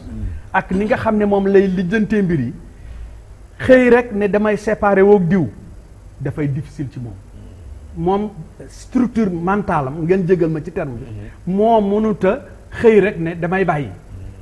dama wax fii booba yàgg na ñuy wax naa woy Tanor Dieng day dem woy Moustapha Niasse day dem ma ne lu tax ñu dem du jóge ci Macky Sall mi parce que souvent da ngay dafa am day def un calcul froid ñii je vais les utiliser pour consolider mon pouvoir lu ñu mën def itam dinaa jéem a raay bu jàll mais ñoom du ñu demal seen bopp Tanor du demal boppam Moustapha Niasse du demal boppam kooku moom il faut que mu leer ci bopp nit ñi. te jàpp nga ne Macky gagné ñu ñàkk ñoom. kan Macky bu gagné non c'est-à-dire que fii mu ne dañu yegg foo xamante ne fii dañu wax ne dernier mandat. mais je souhaite vivement effectivement mu nekk son dernier mandat mu appliqué ko loolu itam dafa am beneen mbir bu nekk ca biir parce que ku yaakaar ne Macky Sall mii ak ñooñam bu ñu jeexalee mandat bi dañuy seppi seen loxo non xeex baa ngay commencé dégg ngeen fan yi ay kilifa génn yoo xam dañuy tal di taxaw ne ñoom la moom bu jeexalee itam na dem bàyyi ñoo su ay candidat lañ. ay candidat lañ mairie Dakar xam nga yooyu déjà gouvernement na mu bëggoon a gouverner dans la paix et la sérénité bu deful attention du ko def ndax nag dafa am ñoo xam de commencé nañu jug di commencé wax te la ñuy wax neexul beneen ba nga xamante ne bii moom lay wax mooy problème mu indépendance les institutions le judiciaire le législatif l'exécutif gis nga Ousmane bu fekkee dañuy waxante dëgg man yàlla dafa dogal j'étais pendant longtemps consultant du PNUD j'ai fait pratiquement les 52 États africains léegi 54 États fu ne dem nañu fa mais gis nga li nga xam ne moo gën a moom la ñu faral di gën di gis séparation de pouvoir amul ci benn réew africain benn pouvoir a fi am en vérité di nga ko contester nag boo nekk opposition mais boo demee rek commencé def ña nga fa fekkoon sinon nga def lu gën a ñaaw loolu mooy le cas de Macky Sall c'est le pouvoir exécutif moo fi am tous les autres pouvoirs c'est des pouvoirs dérivés ñoom xam nga xoolal ni ñuy choisir député yi en vérité amul xëccoo amul nii ñaarey toog mbaa moom ci boppam ñu jox ko benn projet de liste mu investir leen députés yi bu ñu demee assemblée nationale nekkatuñu des députés du peuple en vérité mais c'est des députés du président boo commencé contester ñu ne tey de l'opposition c'était mon cas. moo taxoon Lamine doon wax ci investiture bi. gis nga investiture loolu moo wax dëgg la. dama wax ne yaakaar naa ne appel bii mu wax ci problème mu dialogue bu fekkee nar na nekk sincère. war na aborder la question des institutions. le mode d'élection. le mode de financement de fonctionnement de toutes les institutions. parce que xoolal li xew Dakar c'est les 7 députés de Dakar. xoolal combien de la ko Benno Bokk Yaakaar gagné. bu fekkonte ne bii lii Lamine wax la. xam nga kon coalition yi dañuy séddoo les 7 députés de Dakar. de Dakar équilibre. mais boo defee système scrutin majoritaire à un seul tour. raw gàddu la. da ngay daal loola moo lay may nga am majorité assemblée nationale bu dëppoowul ak la majorité sociologique ou sociale du pays. xam nga dañu gis ne élection législative yii passé Macky Sall n'a pas 50%. mais teewul il a une majorité écrasante à l'Assemblée nationale. yooyu war nañu ko xoolaat. seggaat ko. problème mu couplage yi. sur ce point vraiment j'ai le même point de vue que mon ami et frère. Lamine Seck. coow lay indi wax lay indi pëccëxoo lay indi te du lu jërul dara loo xamante dina jëmale réew mi kanam. moo tax man loolu dama contre ñi tëb sax di soulever cette question là. au moment où mais élection présidentielle. mais rombagul. parce que war na def prestation de serment. war li mu appel bi mu def. war na xam na wax nit ñi appel boobu dialogue bi muy wax lu mu dugal ci biir lan mooy terme de référence yi bu ñuy dialoguer kan moo koy présider. ban commission moo ko yore. la ñu fay tënk naka la ñu koy appliquer. ban comité de suivi ñoo ko war a saytu. yooyu yëpp war na nekk yoo xam bu leer nañ. moo tax ñun au niveau de notre coalition. en tout cas Maître Madické est très clair là-dessus. parce que dans son programme dafa wax ne bu jotoon réew mi mais bind na ko déjà mooy 3e point. élément phare mu ngi nii 3e point. le dialogue entre le pouvoir et l'opposition sera institutionnalisé et cette dernière, c'est-à-dire l'opposition, aura un statut en rapport avec les exigences de la démocratie. parce que statut boobu moom indiwaat na coow déjà. waaw donc loolu mooy li nga xamante ne li il faut que ñu taxaw ci na wax nit ñi. bés buy def discours am dialogue boobu muy wax. lan lay dugal ci biir. ñu amandé ko. nun bu fekkente ne bi intérêt peuple bi. moo ne ca biir moo ko commencé moo ko mujjal. mais bu boobaa ku mel ni Madické mën na dem muy jikko. d'accord waaw merci beaucoup. dara Ibra Diouf ñoo ko bàyyi. Mor parce que couplage yu élection yu législative ak local Aïssata Tall Sall moo ko njëkk a brandir ci biir émission ci suñu mbokk yi nekk ci RFM loolu ba mu ko waxee ba léegi itam indi na débat boo xamante ne tey ñëpp a ngi jóg bay naan ñii naan loolu lan moo ko mën a wundu ban njëriñ la mën a am ak itam lu tax sax ñu koy tudd gannaaw rek ñu gagné élection présidentielle yow ndax am nga ci njàngat bu bees boo xam ne wute na ak bu ci nit ñi am. waaw Ousmane damay leen sama xarit yi may suivre Facebook. bu ñu fàttalikoo avant Aïssata def déclaration bi man ci sama bopp maa njëkk a def proposition bi. am sama benn xarit député la sunu parti sax xaw na ma attaqué mais xam naa da doon foo. bi ma nee nañ coupler élection yi bu ko defee mandat président législative yi mën a bokk même durée ak wala bu président bi bu ko defee peut-être xam nga 2022 bu ñu ci àggee bon élection législative bu amee xëy na sénégalais ak calcul yi ñuy def d'habitude parce que sociologiquement ñun xam nañ terrain politique nu mu mel mën na comme waa ji day dem bàyyi ñu teel a voilà rang fenn te xëy na bu amul majorité à l'Assemblée mu am ay conséquences man loolu moo njëkkoon nekk sama lecture comme ni ko kilifa ji di waxee ñun du ñëwee bureau politique. Lamine Seck. kilifa yi ngi waxtaan sànq sama wëllëre la mu ngi expliquer que techniquement mënul nekk wala day compliqué. du efficace. te loolu barki démb ci sunu bureau politique defe naa même chose la ñu wax. bureau politique parti socialiste ñun bi ñu waxtaanee xool techniquement bu ñu ko waree def loolu bu demoon booy nekk itam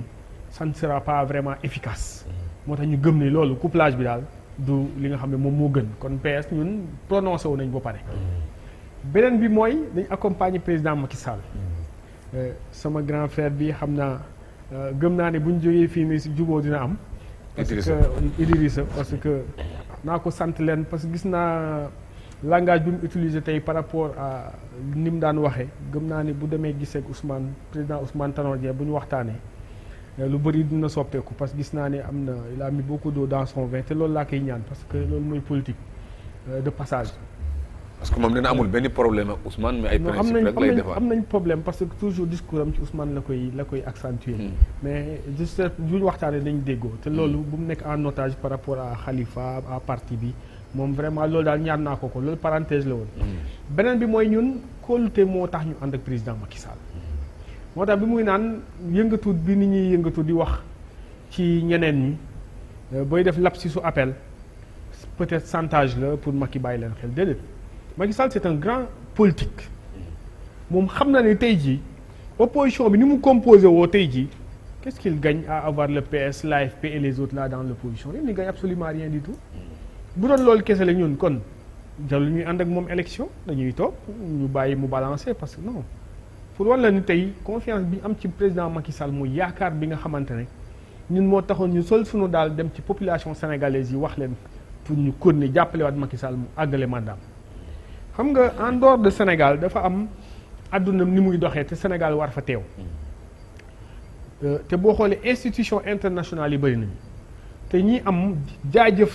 ci ñoom seen dëkk ci seen doxalin ñoo fay faral di nekk te tey jii pour man Macky Sall toll na ci Sénégal ci doxalinam foo xamante bu génnee par la grande porte je crois que fu mu dem ci àdduna bi ñu accueillir ko mu nekk modèle ay Mandela ngi fii c'est pas seulement parce que l'âge la ñuy tuddee Mandela mais ci ay jëf la par rapport à la démocratie donc Macky Sall mu ngi gis loolu kon kuy xalaat ni Macky xëy na am na yeneen gis-gis ci xëy na naan troisième wala pour man débat boobu nga xamante pour 2024 la pour man presse bi moo war a njëkk a bañ sax mu nekk débat boo xamante ne moom rek la ñu nit ñi di parce que nit ñi chaînes yi dañoo bëri bu ñu giseen télé yi toujours 2024 la ñuy wax balaa 2024 moom débat bi day xaw a doy waar. ñoom parce que waa këram. waaw ñoo ko njëkk a yëkkati. waaw comme waa këram yëkkati nañ ko moo tax may argumenté pour wane ni pour man mën nañ ko considérer faux débat boo xam ñun ñëpp war nañ ko sax parce que Macky il est tellement intelligent que pour man romb na foofu man ñun lecture boobu lañ am ci moom. Macky yàlla xam na ni xaw ma mosuñu see serante sax loxo on si. parce que Idrissa mu ngi wax ne waxu santaay dina am ci politique. xaw ma ndax lu déggu la am déet gisoon naa ñu ne le parti socialiste réclame plus de postes ministériels. gis naa ñu ne aussi l'AFP aura un candidat en 2024. kooku moom c'est clair xam nga li ma gëm. te président Macky Sall moo doon wax ne pata sama gënal ñam bi kuñ ci tëj sa avocat baaxul. est-ce que moom itam du wax ne troisième mandat ma gënal. li ci des xam nga man lan laa gëm. wax naa ko sànq dama ni. AFP parti la. APR parti la. PS parti la. ku ci affaibli sa morom itam sa bopp nga koy def parce que ànd bi ñu ànd nii ku nekk mën na continuer di defaat sa parti pour bu ëllëgee bu ñu àggee fi ñu àggaatoon ñu xool ni ñu koy waxtaanee. beneen bi mooy man président Macky Sall daa am li may xaar ci moom au-delà de mon parti ñun dañuy ay jeunes président Macky Sall daa am ci ki nga xam ci gën a am la toppoon mu koy won muy jàng mu may ko avantage yi mu ko may ba tey jii mu mën a yor réew mi dëkk bi bëri ay xale ay jeunes yoo xam ne dañoo jàng ami diplôme ñu xam ne ëllëgu Sénégal seen loxo aussi la war a mujjee moom ak ñi mu àndal muy kilifa yi ñoom Moustapha Niass ñoom Ousmane Tanor Dieng chance bi leen mag ñi mayoon ba tey jii ñu mën a ne ci kanam ci mandat bi itam ñu may jeunes yi aussi comme ni président Macky Sall ni mu ko waxee que mandat bi jeunes yi la femme yi ñu mën a dugg mën a jàng à telle enseigne que bu ñu àggee nag seen mandat fi muy jeexe en 2024 xale yooyu mën a préparer wu ba bu ëllëgee itam bu ñu leen bàyyeeg dëkk bi gàcce du am. parce que dafa am yu bees yi gën ci dëkk bi loo xamante ne avec la modernisation actuelle monde bi daa am nu muy doxee ba tax ba xale am place actuellement. ci biir appareil doxalinu àdduna d'état bi d'accord kon waxtu bi dem nañu mais Idrissa damaa gisoon ne candidature unique boobu teewoon na Ousmane Tanor Dieng ak Moustapha Niass ci Benno Siggil Sénégal tey jii gunge nañu Macky Sall bi mu agsi fii mu ngi wax ne APS am na AFP am na APR am na waaye yeneen parti aussi am na su boobaa aussi est-ce que nit mën naa njortu li ñu wax retour de l'ascenseur maanaam ñu am candidat boo xamante ne peut-être ci seen PS lay génnee wala ci PS u Tanor wala ci seen PS bu mag bi ngeen di waajal bu fekkee taxaw na pour waa APR itam gunge ko bu fekkente itam andu nawle ak déggoo boobu mu ngi wéy ci Benno Bokk Yaakaar.